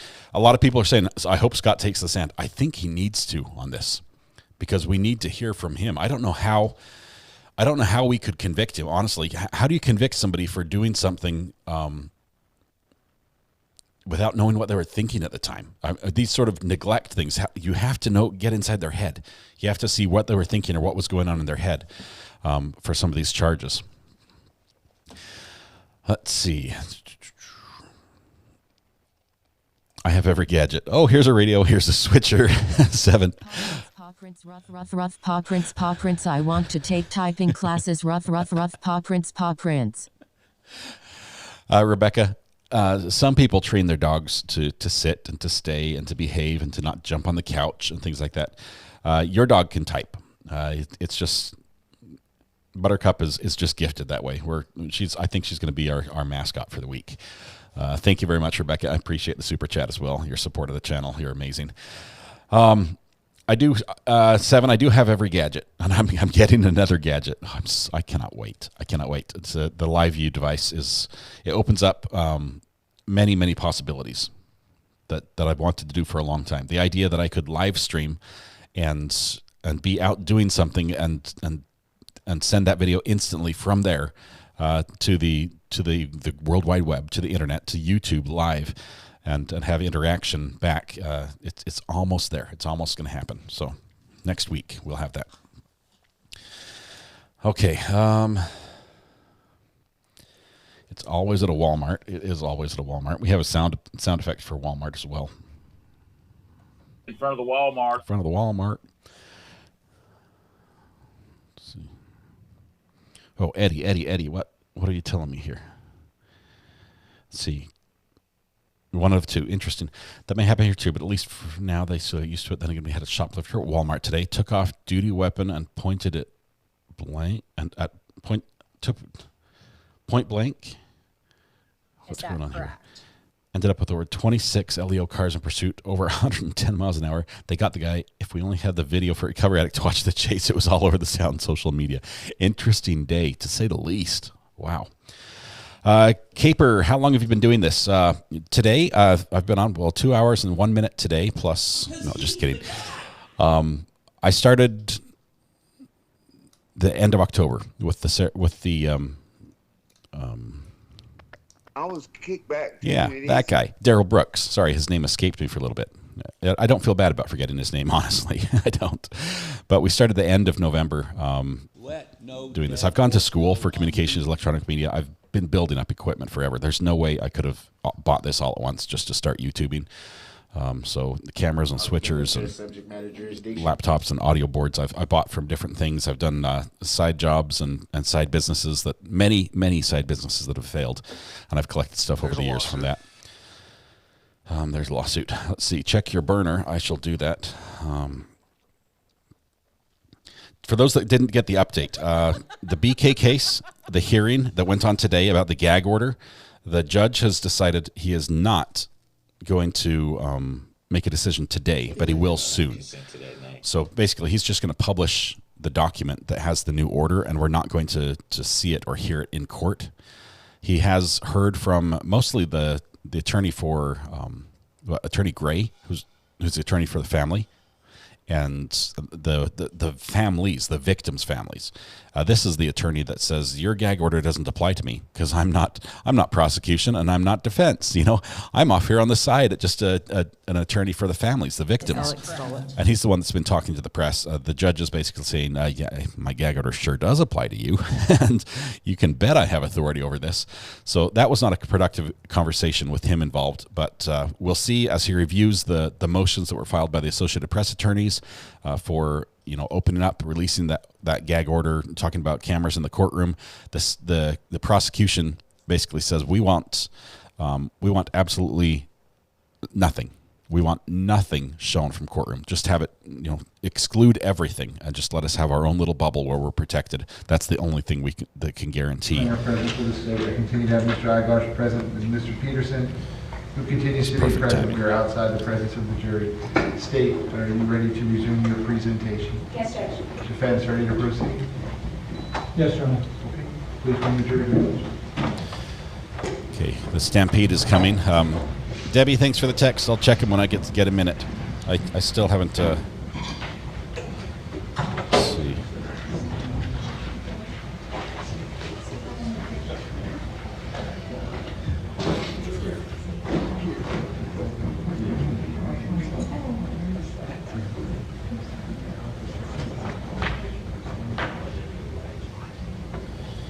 Oh, wow. My mods are talking about all sorts of stuff. I'll go back and read that later.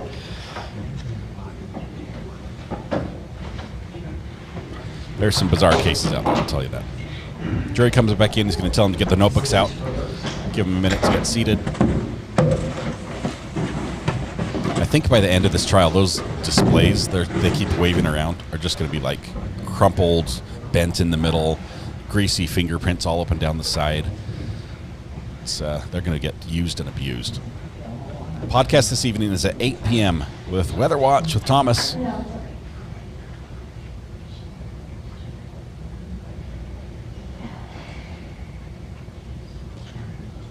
He missed the strike pop-up. We could probably bring that one back. Let me check.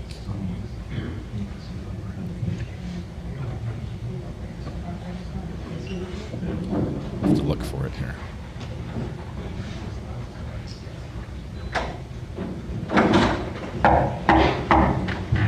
Jurors entering.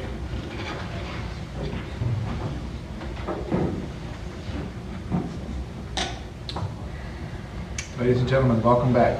Come on in. Ladies and gentlemen, welcome back. Come on in. Once you're back at those same seats, you may be seated. All the parties may be seated.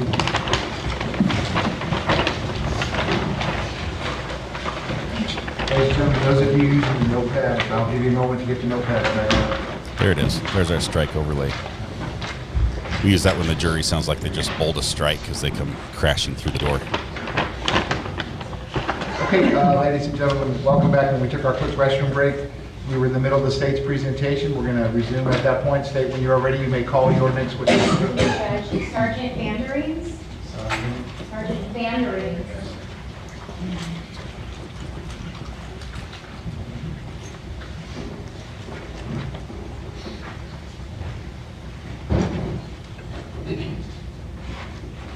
Another police officer. Good. I'm not trying to belittle the kids. I think those who want to get their story out, there are places for them to do that. But I prefer hearing testimony from police officers during this trial.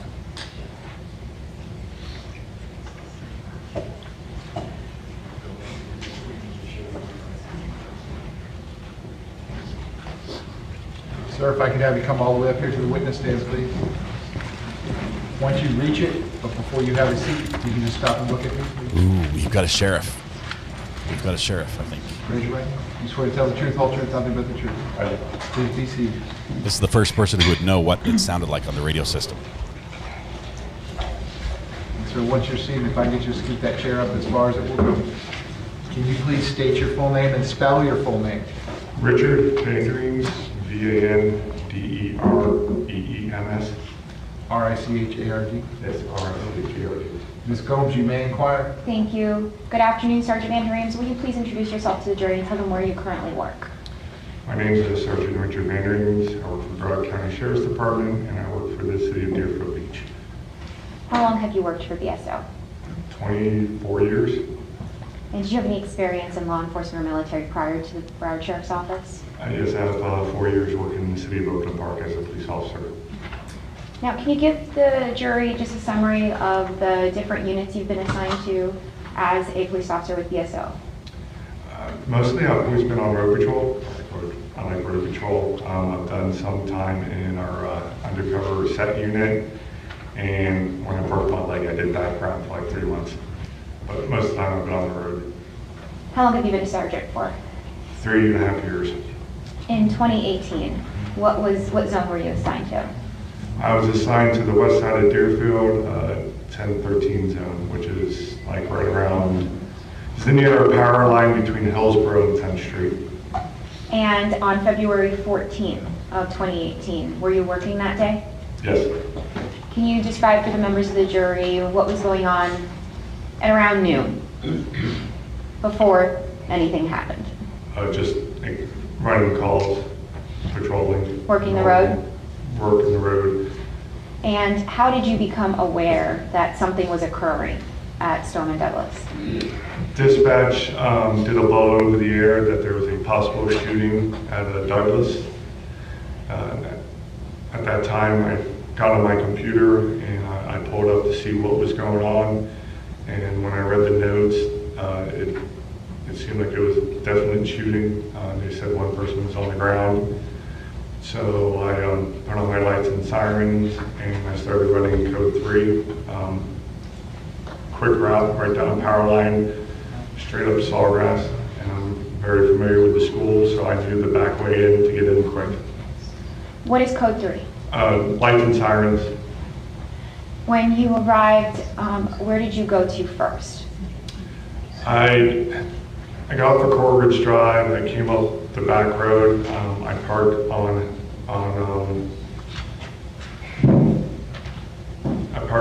the main road going east-west. I can't think of it. I'm going to pull up a map, just a moment.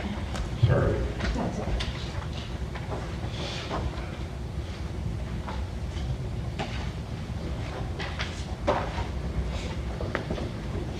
Right, I'm showing you what it's already in evidence as State 1. Just give me one moment to zoom in and out. Kohberger Road. Okay. Your Honor, may I have the editing feature turned on? Yeah. I need to erase this. Sergeant, I'm going to turn on the editing feature, so if you touch the screen, it should mark it. Would you please mark on the screen where you parked your vehicle when you first arrived? I parked my vehicle right around this area right here. Oh wait, right on there. I parked it so I wasn't blocking for any other vehicles to come in for emergency services, so I kind of parked off to the side. They tell you to do that for training. Did you know that you were going to the 1200 building? Yes. Okay. What did you do once you got out of your vehicle? I ran going southbound through the parking lot. I came up through this direction right here. There was a officer standing on the corner of the building with a rifle pointing at the machine, pointing at the building. And then since this part was covered, I ran to this side and I entered on this side of the building. So did you choose the east side of the building because that's where you were needed? I chose the east side. The guy with the rifle was on that side and he was pointing towards that direction, so I figured that's where the shooting was or that's where the suspect was. So that's why I ran into that direction and I came into that side. And when they were saying, with the reference to the shooting and so forth, that they were saying that building 12, which is right there. So when you get to the front doors of the 1200 building on the east side, describe to the jury what's happening. What's going on in your mind? What are you doing? I just wanted to get in. I wanted to get in there and help and stop whoever it was that was, doing the shooting. Did you enter the building? Yeah, I made entry on that side. When I first went in, you could still smell like the smoke in the air. There was like debris, like from the tiles or something like that. And I noticed there were two children dead on the ground on the left-hand side. I went up to them, kind of looked to see who they were and so forth. And then from there, I went into a room on the left because there were officers that were already started down the hallway. And I went in, I believe, with another officer into the first room because I wasn't sure if we were pulling people out, pulling victims out, whatever. Once I went in there and came out, I noticed they were lined up and they were working their way down and they were going door to door. So me and another officer kind of went to the front and took point and basically went to push everyone, to get them to go faster. And that way they could be pulling victims out as we covered the hallway and pushed our way to the west side of the building. I ask you what a couple of things mean. What does it mean to take point? And then I'll ask you about push. So what does take point? Take point, basically, we're going to the front. We're going to the front of the line. I've seen people doing other things. I've seen people grabbing kids. I've seen, people covering the rooms. I needed a job. I needed to do something. And I figured the best thing for me to do was to get up front. I had a long rifle, so I went up front with another guy, and we basically were starting to push down the hallway. Now push, what does it mean to push, and why is it so important to push at an appropriate pace? You need to get to where the suspect is. You need to get down the hallway. You need to keep moving until you stop the person that's doing this, to find them. In that moment, how important is it to have enough people in that building to help? The additional people they're great for pulling the victims out, covering rooms that you can't lock. But the pushing is, you can push one person, you can push two. I mean, the extra people, don't get me wrong, are great to have. I mean, you can start grabbing the kids that are hurt, the ones that are screaming, that are upset. You can get these people to where they need to go. So I'd like to slow it down a bit more. So you get to the first floor. Please describe for us, if you recall, who it is that you saw that was deceased on the first floor. The first one on the left was Luke. Hoyer. Yeah, and the female I really didn't see too good because he was kind of laying over. I was looking at Luke. Did you check to see if Luke was alive? No, when I leaned down, I think someone yelled, he's gone. What did you do after that? Did you work your way from the east to the west on the first floor? Yes.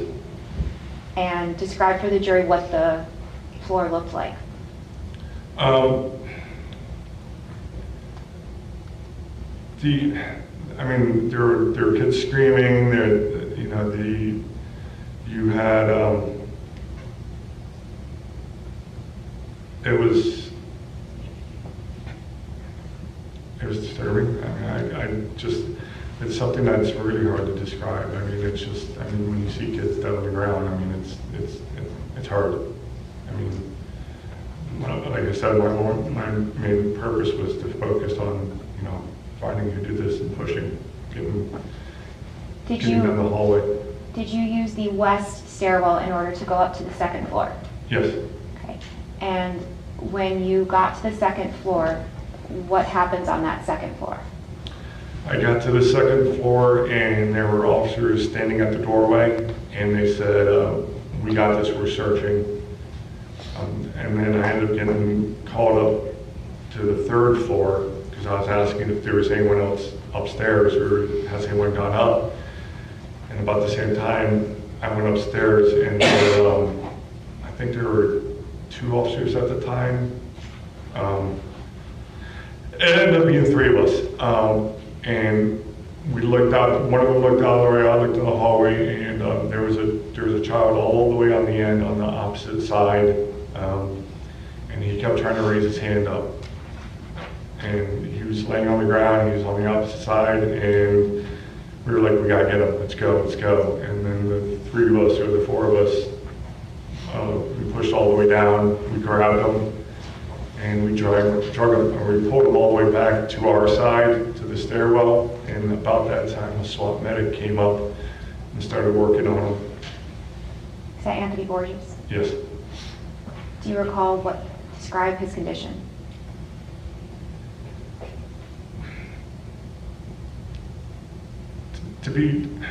He was about, when we pulled him back, we left the trail. I mean, you could see where we picked him up from, or where we grabbed him from, and where we pulled him all the way back. And he was bleeding a lot. He looked like he was in a bad spot. In that moment, what was the most important thing for Anthony Borges? What did he need most? Sir, he needed someone to work on him to get someone to work on him. The SWAT medic probably saved his life. Once you pull Anthony Borges, get him to the SWAT medic, what do you do next? We start back the hallway again because now more people are coming up, and we have this one. The third floor was really bad. I mean, there was 2 girls laying to the right that were had passed away. There was one on the left. Do you recall their names? There was a male on the left. Do you recall their names?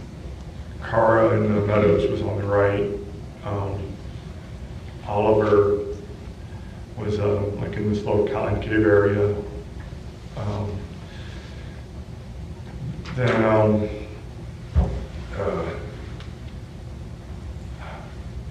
can't think of his name. The ROTC guy. He was behind me to the right. Are you Peter Wayne? Peter Wayne. And as you're noticing, explain what officers are doing as you're noticing the victims. We were trying to clear that hallway. We were trying to push all the way down to get to the rooms. So we were going, as we started down, SWAT started to come in. So basically what happened was as we were pushing down that hallway, SWAT would come in, they would take a door, and then the next guy would take the next door, because now we're starting to get people.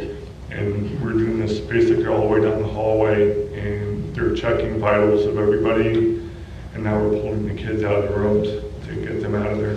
When you say because now we're starting to get people, do you mean now you can kind of divvy up the work as far as clearing? Yeah, the SWAT team's showing up, we're getting more people, which means that they can do, if we can't get in a door, we can guard a door. We can go to the next one, we can try to start pulling people out. We were on the first floor, we were smashing windows because the kids wouldn't open the doors. So they would come up and they would look, and they would hide, and a lot of times, like, because I was in my uniform, someone would have to come up to the window, and I would come up to the window, and I'm like, sheriff's department, and try to make eye contact with them to get them to actually unlock the door. Some kids just refused, which is completely understandable, and then we had to break the windows, reach in, and then make contact with the kids and have them come out. Describe for the members of the jury the difference of that approach of clearing methodically versus when there's active stimulus. They have to say you go to wherever it is. You go to wherever what is. If you have victims laying up on the ground and you hear the gunfire going that way, you just go. You just keep going until you find the person. If it stops for a second, and you have witnesses at that point, you keep going. You try to find the person who's doing it, because the sooner you stop them, the sooner there's no more victims. That was my next question. Why is the confrontation? Why is that point of confrontation so important? Because you have unarmed children, unarmed teachers, and I'm in a bulletproof vest with a gun. I'd rather him shoot at me than shoot at the kids. So.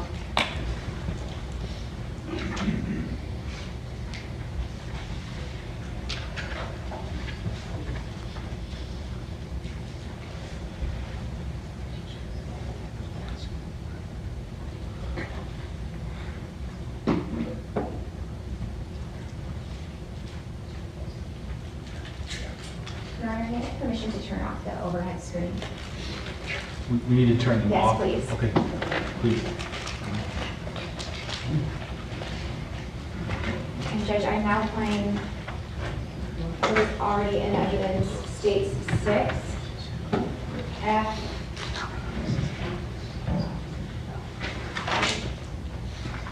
Oh, okay, turn off 1.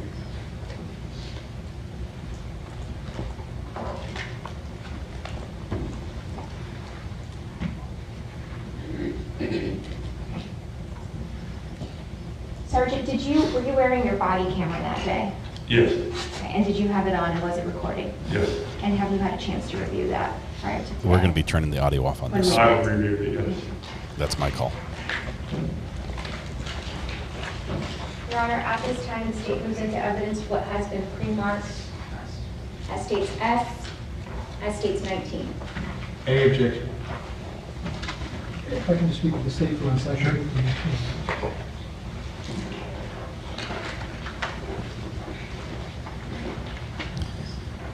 We've heard a description of what he experienced, what he saw.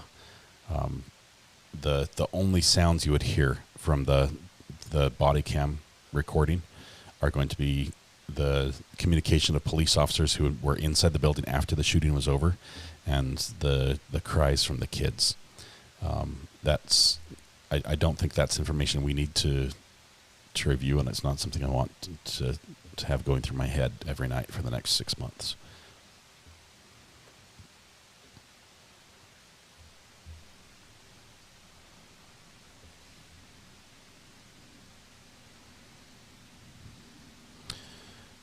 I have not turned the audio off yet. The court did.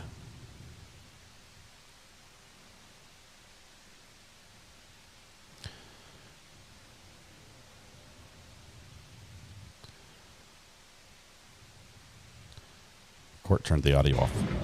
Oh, now it's back.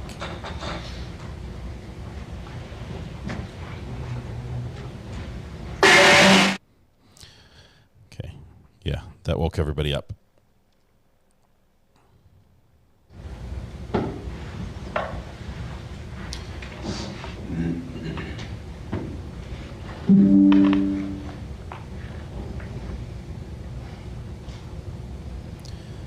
Rosie, I think later on in this trial, we're going to hear what was going on in Scott's mind, in his head. I think he has to take the stand.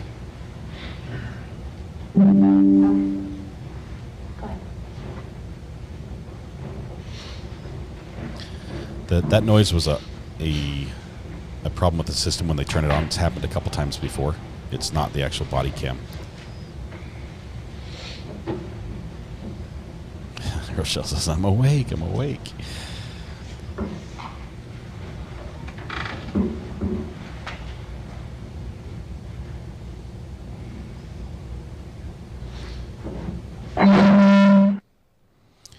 There's another loud noise. Okay, so as soon as we start seeing mouths moving, we're going to turn the sound back up, but we'll wait for that. So this officer, this is the first officer that we've heard as a witness who is a sheriff's officer. The unique thing about that is the radio that he has is going to be the same radio system that Scot Peterson was using. So we're looking forward to hearing some testimony about what he heard come across that radio, and if he heard anything that Scot Peterson was saying, or what he heard that Scot Peterson may have heard as well. That's going to be crucial because we know that the two radio systems between the Coral Springs Police Department and the Sheriff's Office were not linked. Were not linked at all until way later. But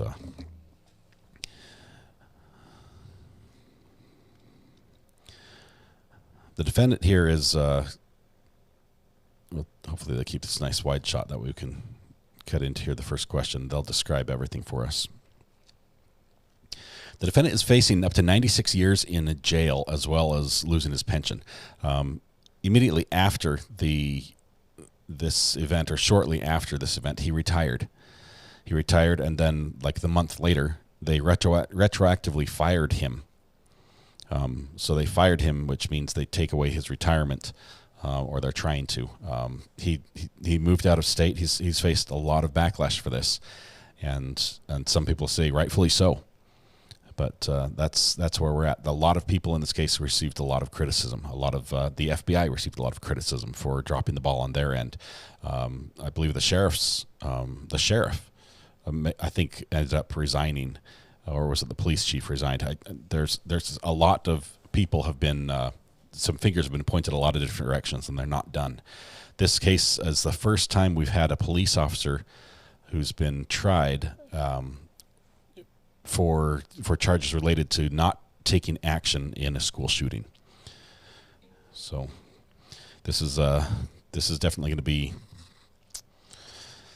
it's definitely going to be a precedent setting, and it definitely could come up again with the other school shootings that have taken place and had similar actions. Yeah, like right here, Daphne, 100%.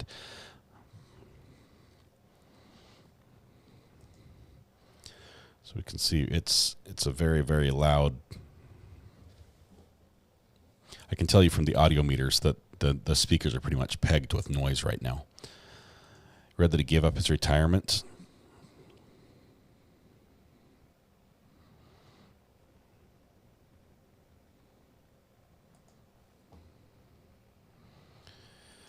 I wish it was the last. I mean, honestly, I realize this is not the format where we could solve the world's problems. I wish we could. I wish that we could, huddle together and come up with a solution that would fix this. It's not going to happen here. Not here on this YouTube channel. Not, unfortunately, probably not on social media at all. But this is a problem that needs to be addressed.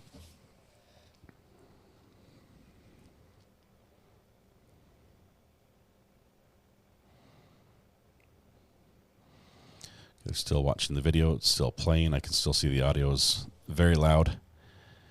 It's probably going to be several minutes of this. It might take some time.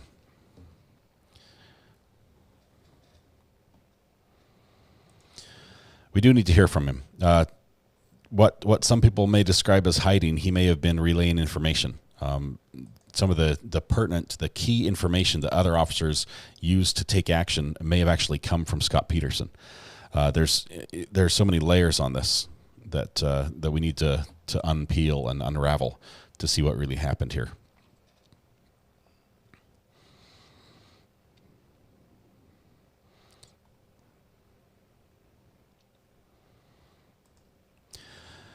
I think there's a policy in a lot of police departments and sheriff's departments to always wear a vest, but there are also some that I know, having worked with them, that it's elective, that they can say, look, I choose not to. I take that risk myself. So they have one issued, but it's not. Or have impacted the path that you were taking? I would have gone to wherever it was. Would you have continued to move methodically, or would you have gone straight to the sounds of the shots? Now you go right to where it is, because now you know exactly what, or you know the basic location of where it was, so you push forward that way.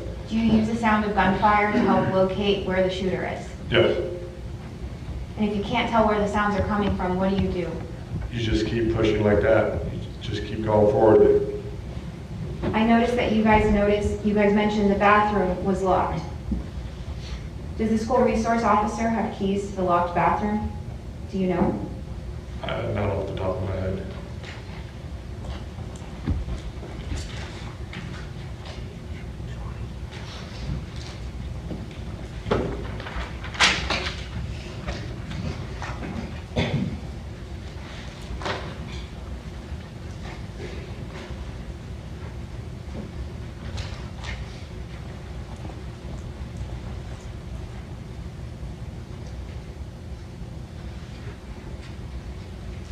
You're on right, first witness. You may. Sergeant, I'm showing you what is marked as states T. Do you recall watching body worn camera where you were able to identify yourself and someone else's body worn camera? Yes. Okay, and did that image and that video fairly and accurately depict what you were doing as it's seen on video? Yes. February 14th of 2018. Yes. At this time, the state moves into evidence what's been pre-marked as states T as states 20. Any additional objection? No additional objection. Over the defense objection, which is otherwise preserved, states T for identification will now be in evidence that is states Exhibit 20.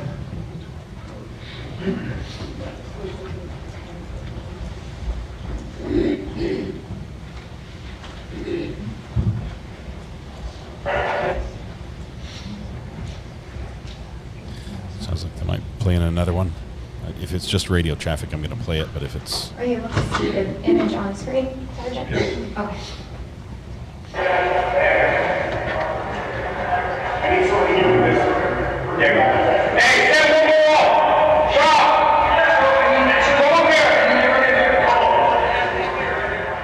Sounds like just radio traffic. This is the third floor, correct? Yeah. Okay, so they're about to clear some rooms. I'm going to turn this off because they are going to encounter kids here as they're trying to clear some rooms. Lots of echoing. This is school halls, hard walls, flat ceilings.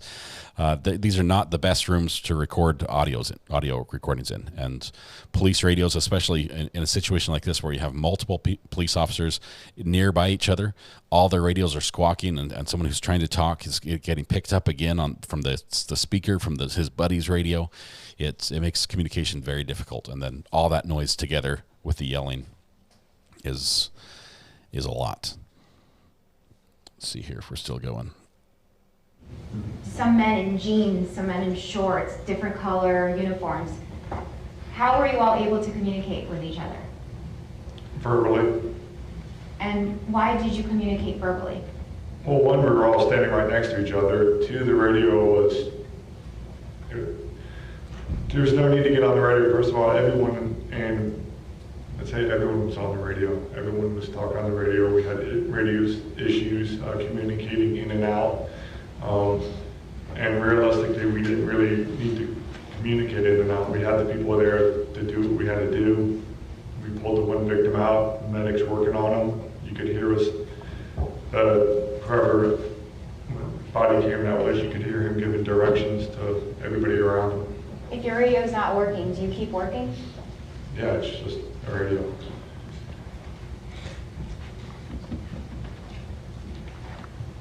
You're on the third floor. I can see that you're working the third floor. Describe to the members of the jury what happens next. Once we get Anthony out, as you can see, you hear people, more and more people coming up. These are mostly the SWAT guys, and me, the one Coral Spring, or me and the two Coral Springs guys, who were basically together the whole time. Then we started clearing this whole floor, checking the rooms, and pulling the kids out. What happens next? We work our way down the hallway. We start pulling all the kids out.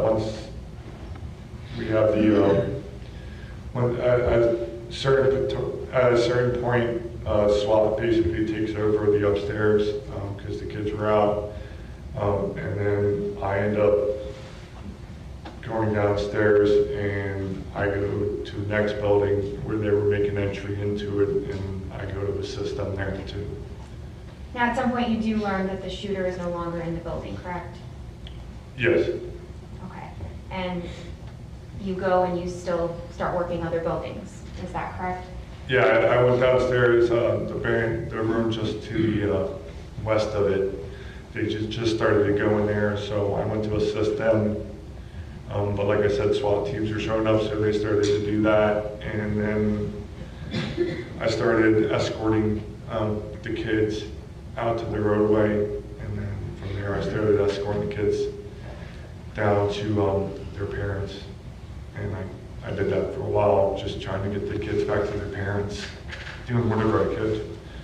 While you're either inside the 1200 building, clearing the other building, escorting children to their parents, did you ever see Scot Peterson assist with anything? No, I never seen him. Did he ever enter any buildings that you saw? I never seen him the whole time I was there.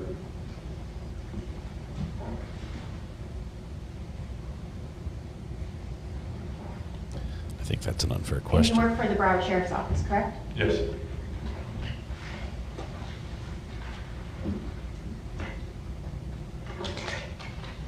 Just a moment here. I think that's an unfair question. I think of how many officers were there that he never saw, that did, different things just because they were in a, I don't know, just saying, did you ever see him? And he says, no, I never saw him. That doesn't mean he didn't do anything. Okay, cross-examination, go ahead. Can you turn that last image back on? You want it on? Yeah, just for 1 second. Thank you. Good afternoon, sir. We've never met before, right? Not that I know. Just had a few questions for you. I just had the judge keep this on because the weapons that we're seeing in there, can you describe those to us? I have a Colt AR-15 rifle. The SWAT guy has something, AR type. I don't know what they carry. For people who don't know anything about guns, let's start with yours. I think earlier you called it a long rifle, yes. Right? What's the difference between a long rifle and I'm guessing there's something called a short rifle? Well, as you can see, the SWAT guys, they have the short, more compact, more tactically sound rifles. I have a road patrol rifle. We've switched since then, but that's just basically like an old style AR-15. I noticed that you and other officers also have like a handgun with you. Yes. You didn't have that in your hand, you chose the long rifle, correct? Yes. Why is that a better weapon to go into the building? Well, it's the ones who had the rifle brought the rifles, the ones who had the handguns went in with the handguns. It's obviously you want more power, more ammo, just in case it goes very, very bad. Handgun, rifle still stops the threat. I got you, but one has a lot more ammunition, right? Well, the ARs carry 30 rounds with the one magazine, which most people carry. I mean, I currently carry on me right now, I have a 21 round magazine and then 3 18 round magazines. So I right now I'm carrying more than my rifle did. Okay, and just correct me if I'm wrong, if you run out of bullets and you don't have anything else, you're done, right? I wouldn't consider you're done, but it'd be nice to have more bullets, yes. Got it. Now, you are with BSO in Deerfield Beach, correct? Yes. And prior to the arriving to the 1200 building, you never had a chance to speak with my client, correct? No. You had no idea what his real-time intelligence was, correct? No. You didn't know what he was going through, correct? No. You didn't know what he was facing at the time, correct? No. And you hear from dispatch, possible shooting at Douglas High School. That's what I heard you say on direct, correct? Yes, so that's the real-time intelligence you get. Possible shooting at Douglas High School, correct? Right. So you weren't even certain that there definitely even was a shooting. It was a possible shooting, correct? Yes, until I pulled up the CAD notes where they said. We'll get to that, yeah. And Explain to the jurors, a CAD note system is not something you can carry around with you, correct? No. What is a CAD system? How do you get access to that? We have laptops in our computers, and when we get dispatched to calls where you can pull up calls from different areas, and it'll show the notes as they enter them or what's going on, so you can read them. Do you recall what time you actually arrived at the school? I believe it was like 2:40. Okay. And that would have been at least 15 minutes or so after the shooter left, correct? At that point in time, I didn't know he had left already. At that point in time, I didn't know he had left already. Okay, well, that's important. In other words, you did not get any real-time intelligence from BSO telling you that the shooter or shooters had gone, correct? No, the information we were getting was that he was still in the building, because they were saying that he was in the building, and then even when we got in there, someone was communicating, he's going to the 3rd floor, he's coming down to the 2nd floor, and then there was a bunch of intel coming across the radio that we weren't sure of. Okay. I want to distinguish between what you heard on dispatch and what people might have told you on the scene. Right. Right? So are you certain that dispatch ever told you anything about, first of all, whether there was one shooter or multiple shooters? They just had a shooter at Douglas in the freshman building, or the 12 building. When do you think you got that specific intel? That was on my way there. So it would have been somewhere shortly before 2:40, correct? Or while I was en route. I think it came out first as shooting at Douglas, and then when I believe when I pulled the notes, it said building 12 or freshman building. Okay. And I knew where that was, and then on the way there, they were updating in reference to the shooting. Okay. You later learned that while you're on the way and you're getting that intelligence, the shooter definitely was already gone, correct? Yeah, later on I found out that he was never there. But as you're approaching the building, you don't know that information, correct? No, I thought he was there. And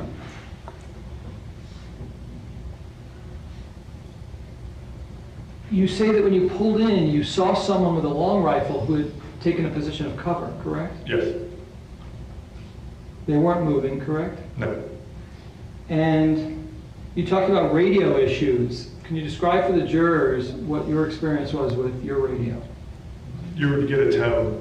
What? A tone. You'd hit the button and it'd just go beep, so you couldn't communicate over it. Not, as you say, a big issue if somebody's standing right next to you, because then you can talk to them, right? Right. But when someone who's further away needs to communicate with you, that makes it virtually impossible, right? Well, unless you're doing hand signals or whatever the case may be, you're pointing, because the guy with the rifle did one of these, pointing as in go east. Right. Assuming, first of all, you have no visual with the person you're trying to communicate with, you know. Obviously, yes. Okay.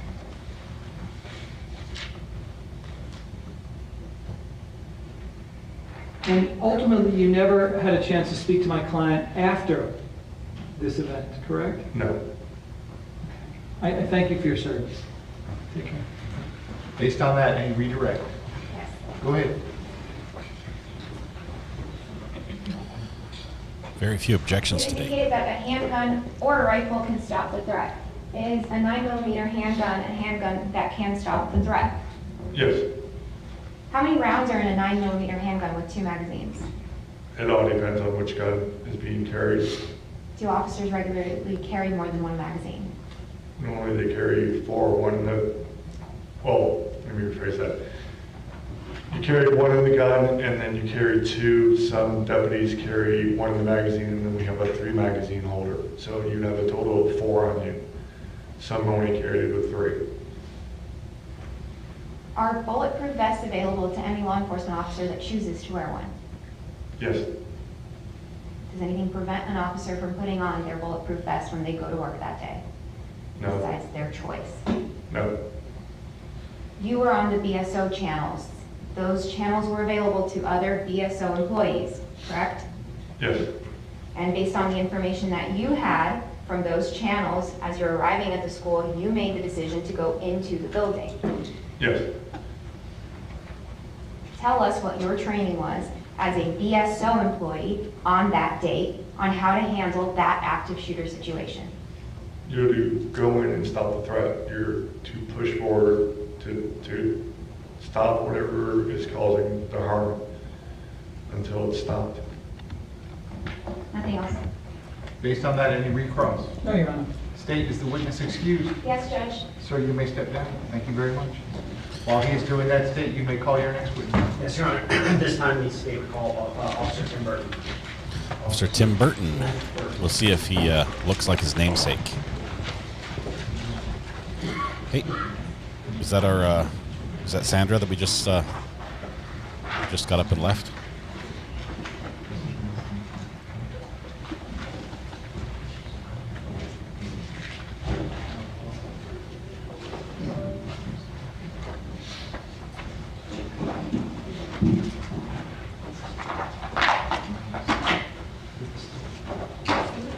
I think that was our addict that just got up and walked out of the room.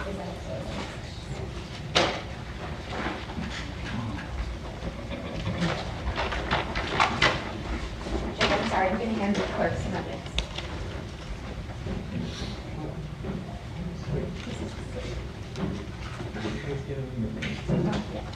Oh, okay.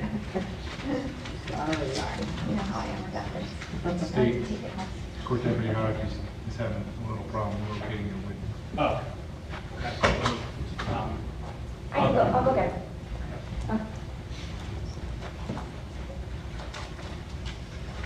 I think that was her.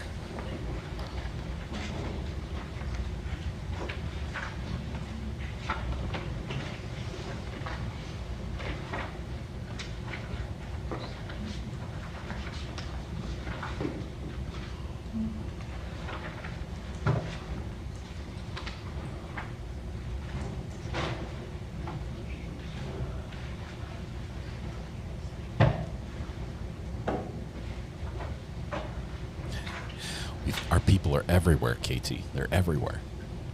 You guys are amazing.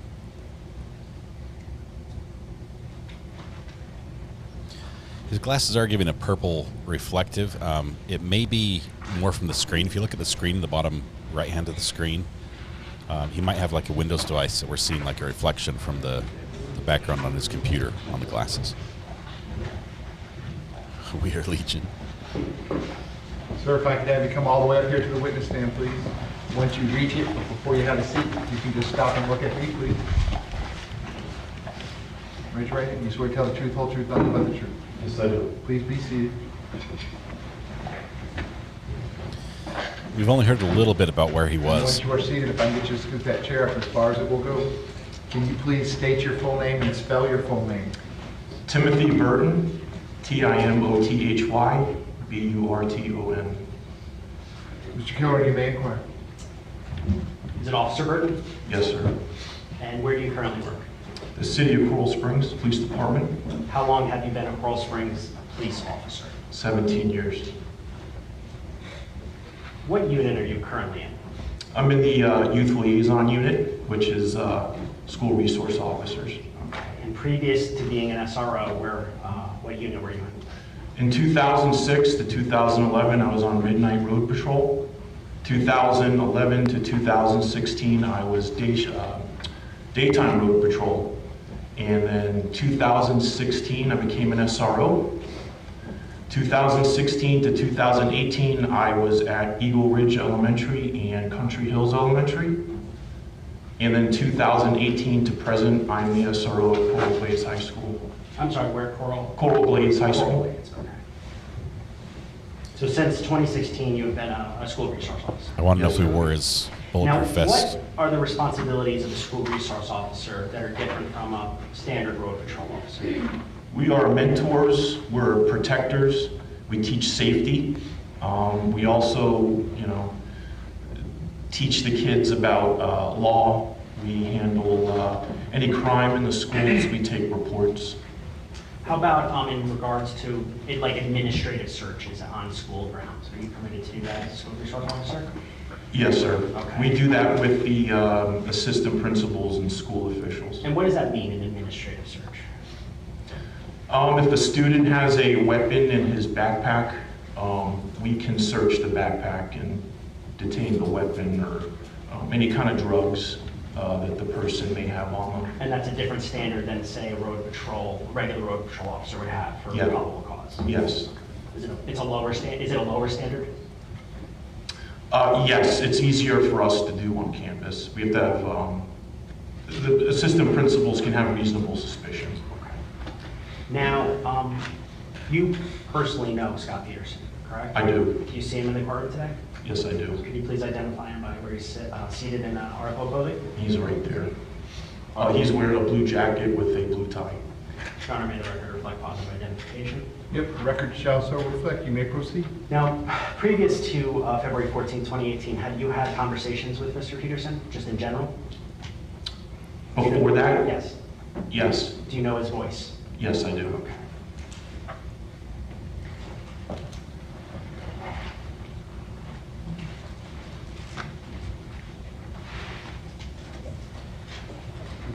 Every state does it differently.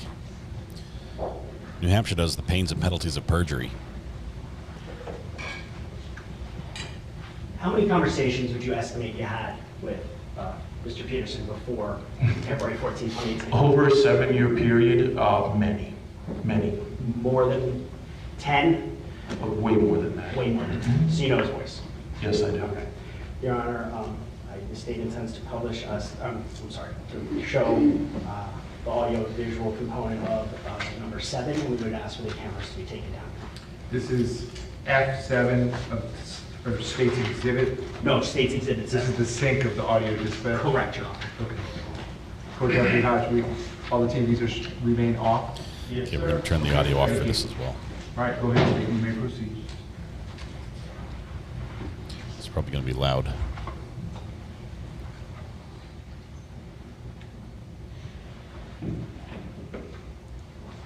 This definitely is like a bellwether, you know. It's an indicator for what could come in other cases.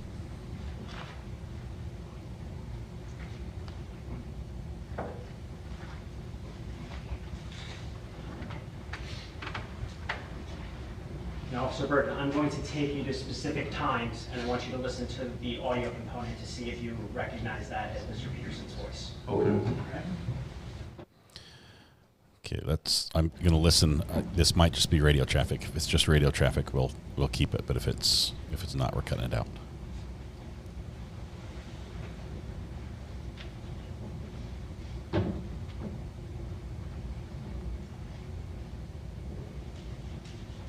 Seventeen Juliet Gray, 17 Bravo Gray, 17 Bravo 4.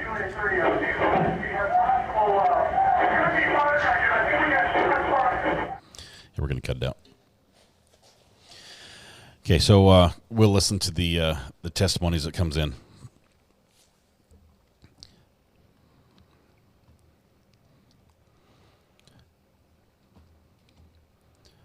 So this is going to go through those same 4 minutes. They may actually pause a couple times and ask a quick verification of if they're hearing his voice. It's pertinent to know, but it's right in the middle of stuff you don't want to hear.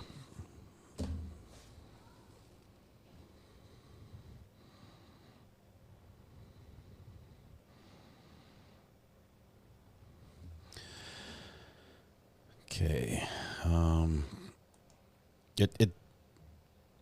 The penalty on this does seem very high. Very high.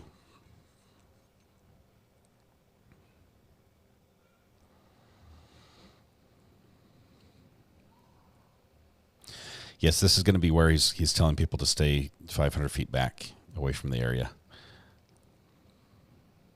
It might also have him saying code red. I'm not sure if which radio he called that out on. Probably the school radio he called code red. At least we've heard from the defense that he called code red.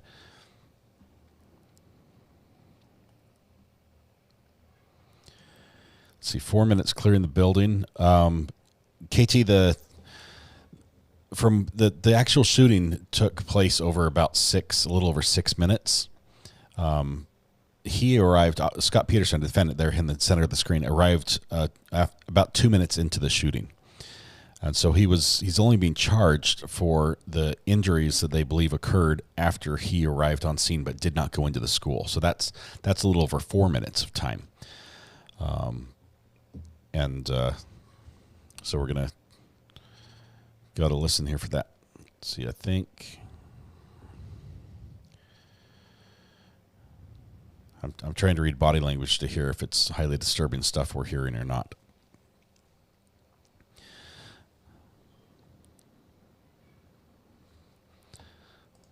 Thanks for the reminder for tonight for the podcast, Samantha. It's going to be fun.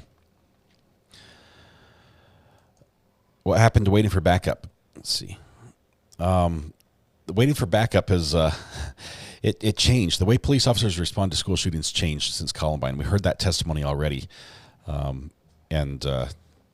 it's different now. Since Columbine, they determined that waiting for backup could put more people at risk, and it's better instead of staying and waiting to go in as a team to wait for to just rush in and confront them right away.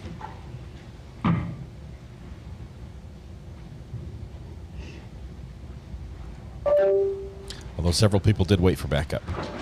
Several people grouped up, and once there was support there with them, they would move forward. Okay, now going back to February 14th of 2018, were you on duty that day? I was. And what is your typical duties during the day, let's say on that day? I was the school resource officer at Eagle Ridge Elementary School that day. How far is Eagle Ridge Elementary School from Marjorie Stoneman Douglas approximately?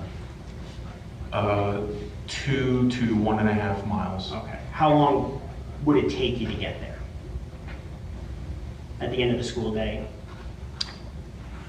A few minutes? The school or the parking lot where I go to? Well, that's where I'm getting at. So when you leave your position at the middle school and you drive to, where do you go to every day? So every day I go to North Community Park, which is where Douglas kids use the parking lot for MSD. Okay, so my understanding is there's kind of like a senior parking lot on the north side, and then if there's any additional students that bring cars, they park it kind of off campus. Correct, and I provide security there. Okay, and that's every day you do that? Every day. And is that what you were doing on February 14th of 2018? I was heading there. Okay. And you were heading there, did you end up going there? No. Why not? Because I heard Sergeant Bill Reed over my radio ask dispatch if there was an active shooter at Douglas High School. And with that information, what did you do? Listened. And then the dispatcher came back with, yes, we're getting multiple phone calls. And as soon as she said that, I turned on my lights and sirens. Okay, and once from the time you turned on your lights and sirens, how long did it take you to get to MSD? I was pulling up to the intersection of Westview and Coral Springs Drive. Country Hills was in their school zone, so I was trying to make a left turn, so a couple of cars had to get out of my way. It slowed down my response a little bit. Made the left onto Coral Springs Drive, went underneath the Sawgrass Expressway Bridge. Did not know where the shots were coming from on the schoolyard. So I said, you know what, the fastest way on campus is going to be the south bus loop. Okay, and I'm actually going to show you a map, Your Honor, if I can, and this can be put on the cameras. Would you put the TVs back on? Yes. Okay. And Your Honor, if you could enable the annotator. It's one of the things I try to do well. Thank you, I'm captivated. Appreciate it.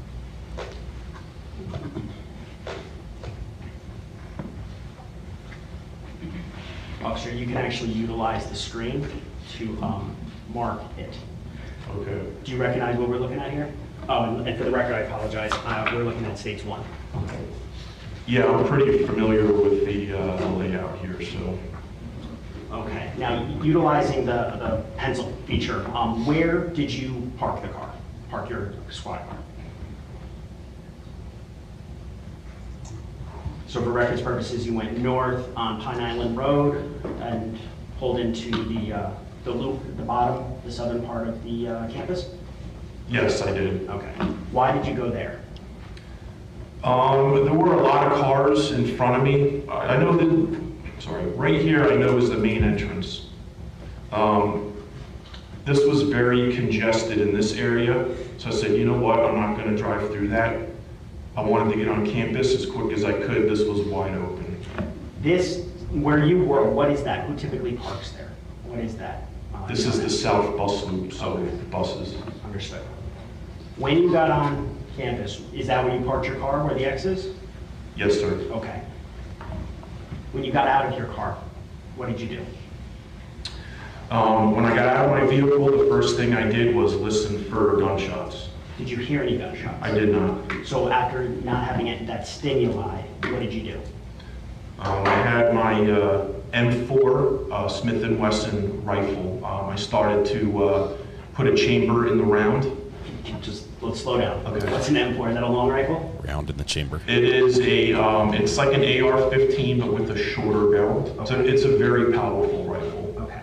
Did you have a scope on it? I did, with a red dot. What does that mean, red dot? Does that mean like it magnifies, or is that just like it'll You show can make it magnify. There's a button you can turn on the scope, and the red dot will get bigger or smaller. Okay. And with that weapon, It's like an EOTech. I chambered around. Does that mean you loaded it? Yeah, basically? so basically I'm holding the barrel of the gun like this, and it's called a charging handle. You rack it back, and a bullet goes in the chamber. Okay. So now that you're armed with that rifle, what did you do? I had 2 more magazines that I put in my cargo pants, my police uniform. So altogether, I had a 30-round magazine in the M4 rifle, and the 2 extra magazines that I had 20 rounds, so I had 70 rounds total. I also had my handgun, which with 3 magazines at like 15 apiece, I had another 45 bullets. So altogether, I had 115 rounds of ammunition. And what kind of handgun did you have on you that day? It was a Smith & Wesson. I'm sorry, a 6 Sauer. And what caliber bullets? Back then, I think it was 357. Okay. Not sure. We Okay, switched. that's fine. Yeah. That's fine. It's a big one. You get out of the car. You're armed. Where do you go? While I'm loading up my rifle, I'm looking. Like I said, I know Douglas pretty good. I know that this is the cafeteria. I know that this is the front office. And the first thing I did, I wanted, so since I wasn't hearing gunshots, the next thing I wanted was information. So I looked in this general area right here, there's a hallway, to see if anybody was running out, and if there was, I was gonna ask them for information, but there was nobody there. Did you see, was it a ghost town right around there? Did you see anybody at first? I did not see anyone. Ultimately, did you see someone? Yes, shortly after, I began to run north. You can track. Okay, so after not seeing anybody west, I'm like, okay, let's go front office. So I started to run north on this sidewalk. And did you ultimately see someone? I did. A gentleman driving a golf cart was driving towards me. Did you know who it was? I did not. Okay. Did you get in that golf cart? I did. Why did you get in the golf cart? Because as you can see, well, the gentleman offered me a ride. As you can see, it is a very long distance from where he picked me up. So he offered me a ride and I took it. You said long distance. Did you know where you were going when you got on the scene, when you initially parked your car? Yeah, so when the gentleman approached me, I asked him what's going on here. And he said there's a shooting. It's a white male with a burgundy ROTC uniform shirt, dark pants. The shooting happened in the 1200 or 3-story building, in or around the building in the northeast parking lot. Okay.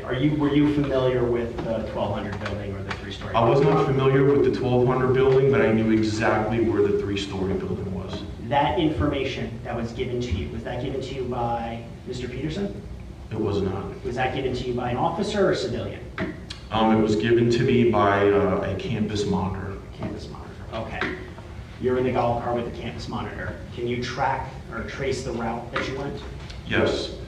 So as we're going north, I'm starting to mentally prepare to get into a possible gunfight. How do you do that?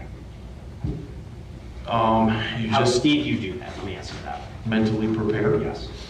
Just by your training starts to take over. You know, you're ready to go. Did you want to be engaged in a potential gunfight? I remember when I got out of the golf cart, I remember saying to myself, I immediately wanted to take this individual on. Okay. So you're in that golf cart, you're driving northbound. Yep, so we jump off of the sidewalk. The gentleman makes a hard turn to the left, and I exit. As soon as he makes this hard turn, I get out. Where did you ultimately position yourself? So after I got out of the golf cart, I start running west. I'm focusing my attention this way, and also to the building. Okay. I'm going to clear the screen. Okay. Just from here.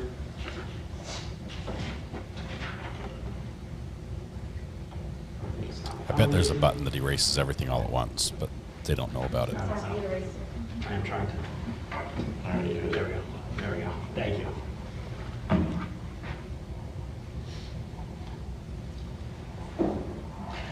Officer Burton, I'm going to show you what's already in evidence as states, in evidence as states 6 composite F13. Your Honor, we can show this. This can remain on. You may proceed.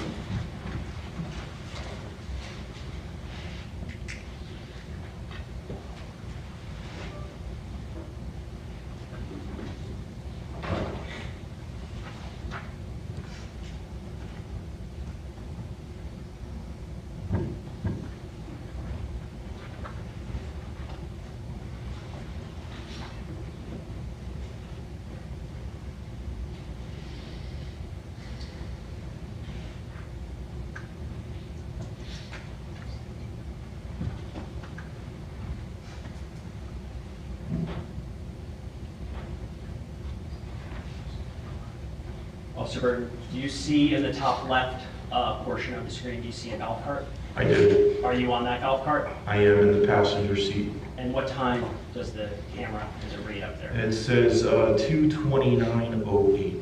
Thank you, Officer Burton.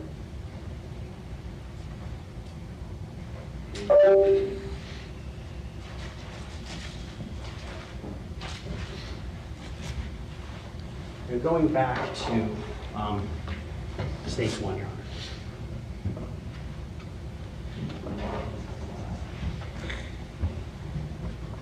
Now, you've already stated that you were dropped off by the campus monitor up. Well, mark where you were dropped off again, if you don't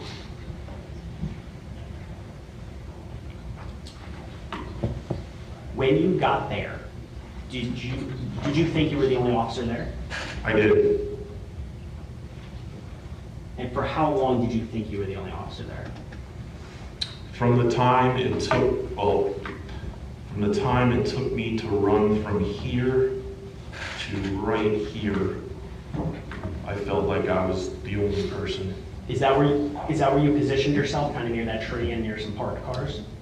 Yes, I did. I positioned myself between the trunk of a tree and a black SUV. Why did you position yourself there? The campus monitor said in or around the 300 building, so this was the best spot for me, I thought, to be in to kind of, gather myself and figure out what my next move was going to be. The 300 building or the 3-story building? I'm sorry, the 3-story building. Okay. Now, based upon your training, if you do not hear shots during an active shooting event, what are you to do? We can hold in this position, and we can wait for a team if there's no active gunfire. Are you trained to also try to look for stimulus or gather information or intelligence in regards to the active shooting? Yes. And is that what your intention was to do when you were in that position? Yes. Okay. At some point in time, did you see Scot Peterson? I did. And where, and if you could mark on the screen, where did you see him located? And you can estimate this for me, but approximately how far away was he? I would say that was about 40 yards. 40 yards? Yeah, I used to play football, so I know what 40 yards is. Okay. Yeah. Were you able to communicate with him? Yes, I was. And you personally knew him, correct? Yes. What was the conversation when you got on scene? What did Mr. Peterson tell you? When I saw Deputy Peterson to my left, I got in between the tree and the SUV, and the first thing I said, "Scott, where the fuck is this guy at?" And the response? The response was, "Timmy, is that you?" I said, "Yeah, it's me." And he said, "I haven't heard any shots in a few minutes. I don't know the exact location of the shooter, but watch your back. Somebody could be behind you in the parking lot." Okay. So the parking lot you're talking about is obviously, well, there you go. Based upon the information that you received from Mr. Peterson, did you change the positioning that you were in? I did. How so? I moved to the trunk area of the SUV. I stood up on the curb of the parking lot to make myself taller, and I basically scoped. I scoped this entire area. I was looking for anything, anything moving that matched the description of what the campus monitor gave me. Given that you were scoping that area, was your back exposed to the 1200 building? It was. Now, when you were scoping the parking lot, did you look behind you to look at the 1200 building? I did. I would focus on the northeast parking lot. I would also turn around and give a peek to the east doors of the 3-story building. And then I would also look back to see how Deputy Peterson was doing. Now, what did you see Deputy Peterson doing when you were looking back, when you were in that position? He was in like a low ready position. Just to clarify that for you guys, you're holding your gun kind of down low. He was up against a concrete column of this building, which I don't know what the name of that is. And he was looking east and west. From his vantage point, could he see northbound past the 1200 building? That I don't know, but I definitely could see west and northeast. Okay. Now, how long would you say that you were scoping out the parking lot with your back exposed to the 1200 building? For several minutes, best recollection. Now, at any point in time, did Mr. Peterson tell you that that approximately 70 rounds went off in the 1200 building? He did not tell me that. Did he relay to you information that 5 kids had ran outside of the east doors? He did not.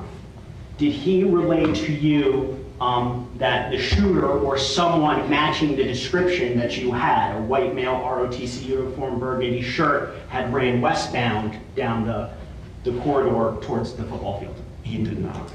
Now that information, white male ROTC uniform, burgundy shirt, did you relay that to Coral Springs? I did. How did you do that? Via my police radio. That real-time intelligence, did you get that from Mr. Peterson, or did you get that from a civilian campus monitor? Civilian campus monitor. Did you get any real-time intelligence from Mr. Peterson? I did. The real-time intelligence I received from him was that he didn't hear shots in a couple minutes. He didn't know the exact location of the shooter, and he possibly thought that somebody was behind me in the parking lot. That was the information I received from him. Now I want to go back to your SRO, your school resource officer background. Eagle Ridge in 2017. Is that where you were assigned? Yes. Okay. And in 2017, was a training conducted at that school? Yes. And what was the training in regards to? It was active shooter training. And who was that training for? Was it for fellow officers? No, it was for teachers and staff of Eagle Ridge Elementary, and law enforcement did the presentation. Was Mr. Peterson one of the presenters? He was. Now, what did you teach the teachers or the staff that day? We taught them a code red situation, active shooter, what they are to do. And what did you specifically tell them in regards to that? Code red active shooter, what they're to do? The first thing they're to do is to put a partition in front of their glass. The second thing they're supposed to do is barricade the doors the best they can, and then get their classroom to the safe corner. And what is a safe corner, if you could explain that to the jury? The safe corner is kind of the angle of the classroom that would protect the students most if gunfire were to come into the classroom. Were there any sort of examples utilized during this training? For instance, blanks? Yes. So what we would do is we would do like a mock, a trial with teachers in the classroom. And the teachers had no idea, but we were going to fire live ammunition, blanks of course, so they could become accustomed to what gunfire would sound like outside their classroom. Now, how many presenters, how many officers were there teaching that day? I don't recall, but there were about usually 2 a classroom, and then the training instructors. So I couldn't give you how many were there. Was each officer there assigned a particular number of teachers or staff to teach? Yes. Approximately how many teachers or staff? Maybe like 30 a class. Okay. And were you in the same classroom teaching as Mr. Peterson? I was not. But it was the same curriculum taught to the teachers and staff? It was.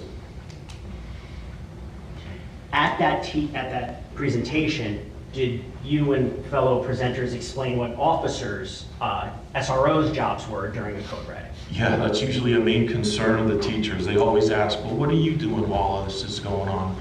And we tell them we are looking for the shooter and engaging. Now, back to MSD on February 14th of 2018. Did you hear any shots at all while you were there that day? I did not.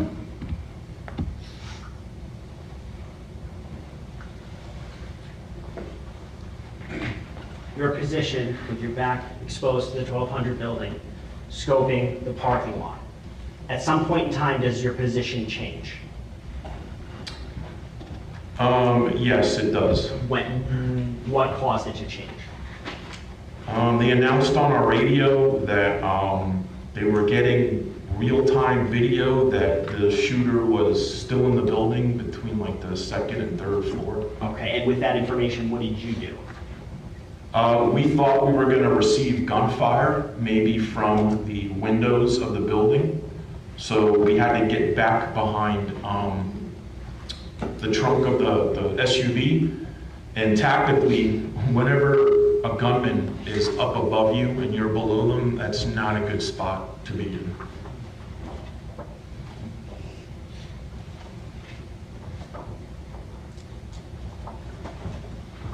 Mr. Burton, I'm showing you what's already been intended to evidence in State 16.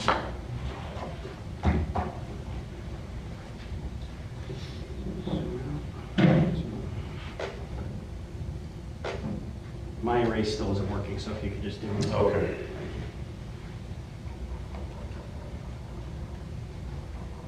Do you recognize this? I do. Is this the east side of 1200 building? It is. Okay. Now the windows that you were talking about, if you could please, using the pencil function, circle what windows you're speaking of.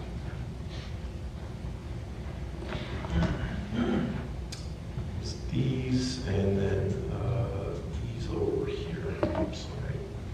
Now, with that information, did you change your position from facing kind of east-northeast to turning around and then facing west? Yes, I did. Were you still near the tree and the SUV? I had to move away from the tree, but now I was on the trunk side of the SUV. Okay. And where were you looking towards? I was looking up at these windows. Okay.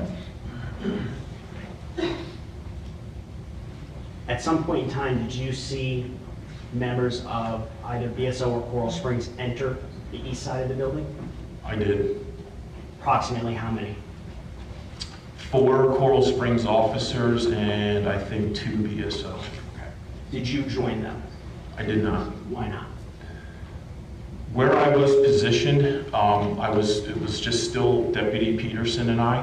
When I on-viewed the officers heading towards the building, the feeling I got after Deputy Peterson told me about the parking lot was we had somebody like trapped. Whoever did this was trapped in that parking lot and they possibly were going to try to shoot their way out of it. That was the feeling I got after he gave me the information. Did you relay to Coral Springs that information that the shooter was potentially in that parking lot? I did not. I believe I told either a sergeant or a captain. I don't know who came first. Now, ultimately, with that information, did Coral Springs use resources to clear that parking lot? And I'm going to go back to Stakes 1.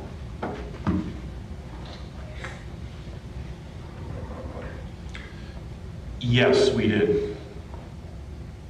How many officers would you estimate cleared that parking lot in the northeast corner? To my best recollection, maybe 5 to 8.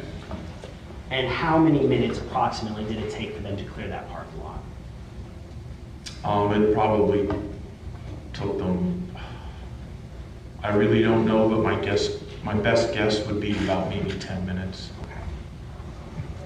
Now, was the parking lot full, kind of like... Just like this picture, it was full of cars. Were the officers going in and out of the cars? Yes. Checking underneath the cars? Mm-hmm. Yes. Yes. So it was expounding a lot of resources to check this parking lot. It was, yes. And it's at the same time as this one SWAT is in the 1200 building? At this time, there is a lot of people in that building. Okay.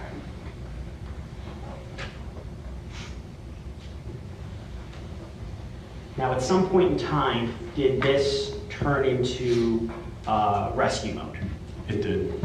Approximately when did that happen? I don't need a time, but in the course of events. Maybe during or the end of the video delay that was being broadcasted over the radio. To my view of the east doors, some deceased students were starting to come out. Okay. So you never made your way inside the building, but when deceased students were brought out, did you... I ran over to help. Okay. And what exactly did you do in that regard? Sorry. There was a golf cart full of blood driven by Officer Wilkins. A deputy said, he looked at my name tag, he goes, "Burton, I need help. The kids can't see this." So he had a... What did you take that to mean, this? The massacre, the trauma, yeah. Okay. The gore. What did you do next? I assisted the deputy by picking up underneath the legs of the deceased student, under like the knees area. Do you know who the deceased student's name was? I didn't know at the time, but I know who it is now. Who is it? It's Luke Hoyer. With Luke's, what did you do with Luke? We put him on the back seat of the golf cart, and then Officer Wilkins drove away. Did you assist in any other rescue or yes. medical portion of it? I did. So after all the deceased were out of the hallway, they were like, "Okay, guys, we're going to start letting the kids out. So I backed away from the east doors and I took a position about right here to guide the kids to Pine Island Road. Okay. And did you help with any other of the injured students? I did, 2 more females. The first one who approached me, she had a protruding right eye, and she was like, "Officer, my hip is killing me." And she kind of went like this, and she had about the diameter of a pencil, the circumference, and I could see she was white in the face, and I'm like, "All right, I'm gonna help you." And she's like, I can walk. And then eventually when we got to like this part right here, she's like, I could tell maybe the adrenaline was starting to wear away. So I picked her up and I handed her off to a deputy right here. And I said, "Gunshot victim to the hip." Was was her white face consistent with blood loss in your experience? I don't know about that. I just know that her right eye was like just swollen. Like, I don't know. I've never seen that before. And did you physically carry her? Mm-hmm. You're a big guy. Did you? Yeah, I did. Okay. Yeah. After that, what did you do?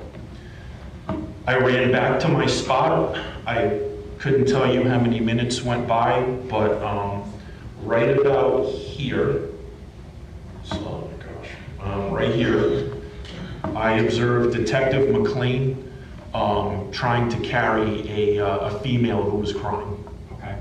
So I went over and offered my assistance, and I could tell that that female was shot in the left knee. And did you assist in helping her be removed? So what we did with her was we brought her this way. We brought her this way through this gate, and as we were doing that, the CSPD SWAT truck said, "Guys, give her to us." Now, after that, what did you do after you helped assist with her? We loaded her up on the truck, and then me and Officer McLean walked back to this position here. Now, during this time period where you were assisting with the students who were injured and with Luke, was Mr. Peterson helping? I don't recall. I didn't see him. You didn't see him. If you were exclusively on the east side of the building. I was for about the entire time of the event. The same side of it. Was that the same side of the building that Mr. Peterson was on? Yes, close in proximity.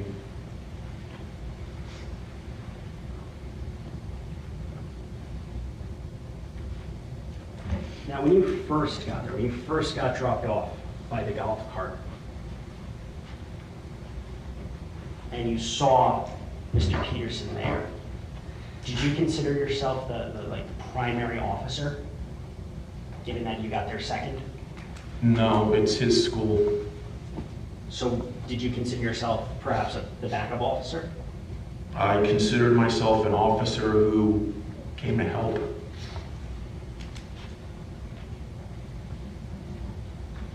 Now, during the time that you were there, before you started rendering aid, did you see Mr. Peterson leave that position that he was in that you first saw him in? I'm sorry, repeat the question. From the time that you got there, yes, until it turned into rescue mode. Okay. Did you see Mr. Peterson leave that area that he was in?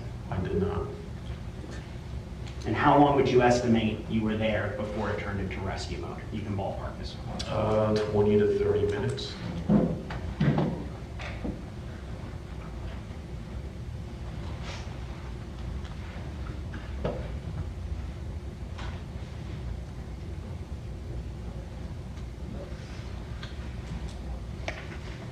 Just one moment, Charles.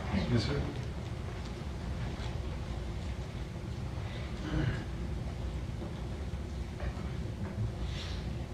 Maybe ready for cross here? Or another question?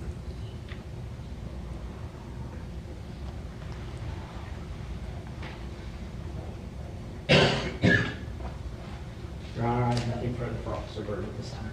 Okay, cross-examination, go ahead. Judge, we have a brief sidebar? Yes. Sidebar, they may be talking about when they're going to break for the day right now. This judge has got the football coaching thing down. He could call plays with the best of them. He's got the headset. We're live. Yes, we are, Brown Barn. We are live right now. So it's 5 o'clock, and we're looking at when we're going to wrap up today.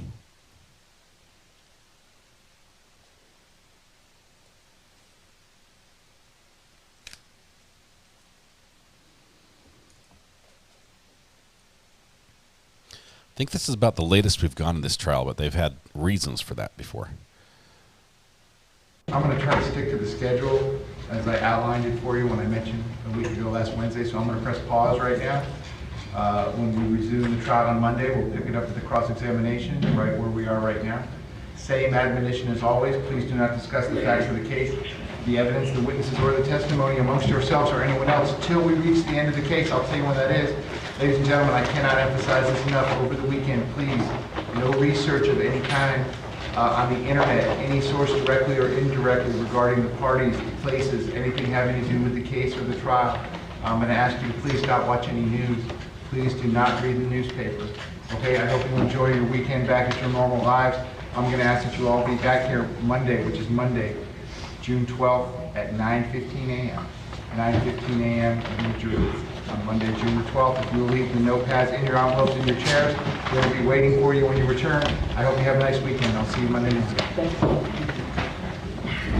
All right, and they're going to be wrapped up for the day. We'll see if we have any business once they're gone, and then we will also be wrapped up for the day. It's actually quiet. I was going to use my strike symbol, but it wasn't loud. Okay, we're outside the presence of the jury. State, is there anything else that you need me to address before we recess the trial until Monday morning? Your Honor, it's my understanding that Ms. Wilcox and Mr. Klinger were able to figure out the evidence necessary for Monday afternoon, so I think we're all good. Okay, very good. Defense, anything else you need me to address? No, Your Honor. All right. Sir, I'm going to see you Monday at 9:30. You can talk to anyone you want about anything you want except this case, just if you're on the witness stand. I'll see you Monday morning at 9:30. Thank you. Thank you.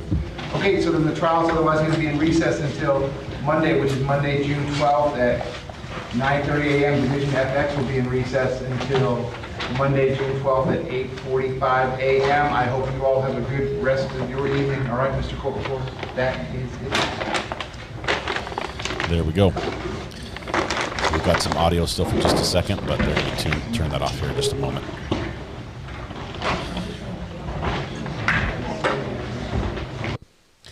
So, Brown Barn, here's what we're going to have to do. I will not be able to live stream every day, all day next week, but I would like to do a morning live stream every morning, possibly for an hour or two. We're trying to figure out exactly how this is going to go. Tuesday, I'm going to be driving, I think starting around 10 to go camping, so I don't leave until Tuesday, which is good because my live view device doesn't get here until Monday evening. So I'm going to be up all night planning getting that all working. There are a couple things I wanted to bring up that we haven't covered in this trial that are pertinent. For one thing, this 1200 building that we've heard and seen so many pictures of, it has been preserved. Like even right now on campus, there is a perimeter fence set up all the way around it, and it has not been cleaned up.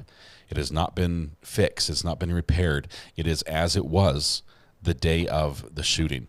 And it's been preserved until the end of this trial and obviously the shooter's trial. So once this trial is over, that 1200 building is scheduled to be demolished. They're not going to repair it. They're not going to clean it up and put it back into service. They're going to demolish it and redo it. So yeah, that is the idea that, I don't think it's on the schedule, but the idea that they, in theory, the jury might be able to literally visit the crime scene and see everything the way it is, obviously now that it's just vacant. But and so that's on there. That's nothing had been done inside. It's nothing clean. They said no jury view, but it's in theory it's been preserved in case that were to happen. So once this case is over, that demolition is going to move forward, and the school will definitely not be using that building for that. Let's see. We heard from this witness, from Officer Timothy Burton, who's going to continue on Monday with a cross-exam, that Scot Peterson was part of a Code Red training at the school, and that he taught at this Code Red training. Just keep in mind that Code Red training, what it is for active shooter situations, that is for the students and the response they have. And so all we heard is they say, we often get questions from teachers, what are you guys doing while we're doing this? And their response, we always tell them, we're looking for the bad guy and we're moving to engage. So that is different than Scot Peterson attending a training on active shooters and then, learning exactly what he should do as soon as he goes there. So we'll see if they get into that cross. I'm also very anxious to see if they get into whether or not this school resource officer wears his bulletproof vest every day as he goes to the elementary school, where he's an SRO. Very near this other school. They were like neighbors as far as that goes. So I'm curious to see if SROs are fully gear up for the day, or if it's very common in this area to not wear your bulletproof vest, as Scot Peterson was not doing that day as well. All right, the school was never cleaned up after the massacre. The school was, like other things, but the 1200 building where all this happened has been locked down. It has not been used another day. It has been preserved as a crime scene all these years. 1200 building only. Yep. All right. Tonight we have a podcast. Weather Watch and I are going to have a podcast. It is the Not Relevant podcast. It's how we kick off the weekend. It is a lot of fun. It's much lighter than the material we've been covering today. So if you need a good kickoff to your weekend, this is the best way to do it. Join us for a little bit. It's quick. Usually it goes an hour, maybe an hour and a half. As we engage with you in chat, we talk about some fun things. We talk about some fun news stories. I'm looking over our rundown right now that I honestly, Weather Watch has done all the preparation of, and there's some surprises on here that basically he says, I have one for this, but I want to surprise you with it. I have no idea what's going to happen, and that's part of the fun about this podcast. It's going to be great. Let's see. Matthew Harris says, I have something special for you and Weather Watch tonight's podcast. I cannot wait, Matthew. I cannot wait. You're amazing. Hopefully it's cheese related. That's all I'm going to say. I'm hoping there's a picture in the works, because I hear you went to a cheese festival up in Wisconsin. All right, for those that for some reason have to sleep, if sleep calls, it's late where you are and are not able to join us tonight, we will miss you, first of all. Hope you still have a fantastic weekend and everything goes well for you and all that. But tonight when you go home, please hug the people you love. Smile at someone, make their day just a little bit better, and please stay safe. Till we go live again, it will be tonight at 8 p.m. Eastern Time for the Not Relevant podcast with Thomas and me, and maybe, I don't know, Matthew Harris might pop in. You never know. We might send the link and bring him on as well. It's going to be a blast. Anyway, it's the weekend. We made it. We made it all the way through the work week, and it's time now to relax and party and hang out and do something fun. Make some memories. Spend some time with some loved ones. We don't know how long we have with them. It's always you'll never regret. You'll never regret making memories with your kids if you're able to do that as well. All right. That's it for me. I'm going to get ready for the podcast tonight. I've got a few other things to do. I'm going to say hi to Mrs. R.A. She's back from the aquarium. So I want to see how that went with the kids today, how their field trip went. And, I might even get some food. So it's been one of those days. You guys are amazing. Have yourself a wonderful weekend. We'll see most of you tonight because I know you'll be there. It'll be great. Thank you so much. Have a good one. Bye.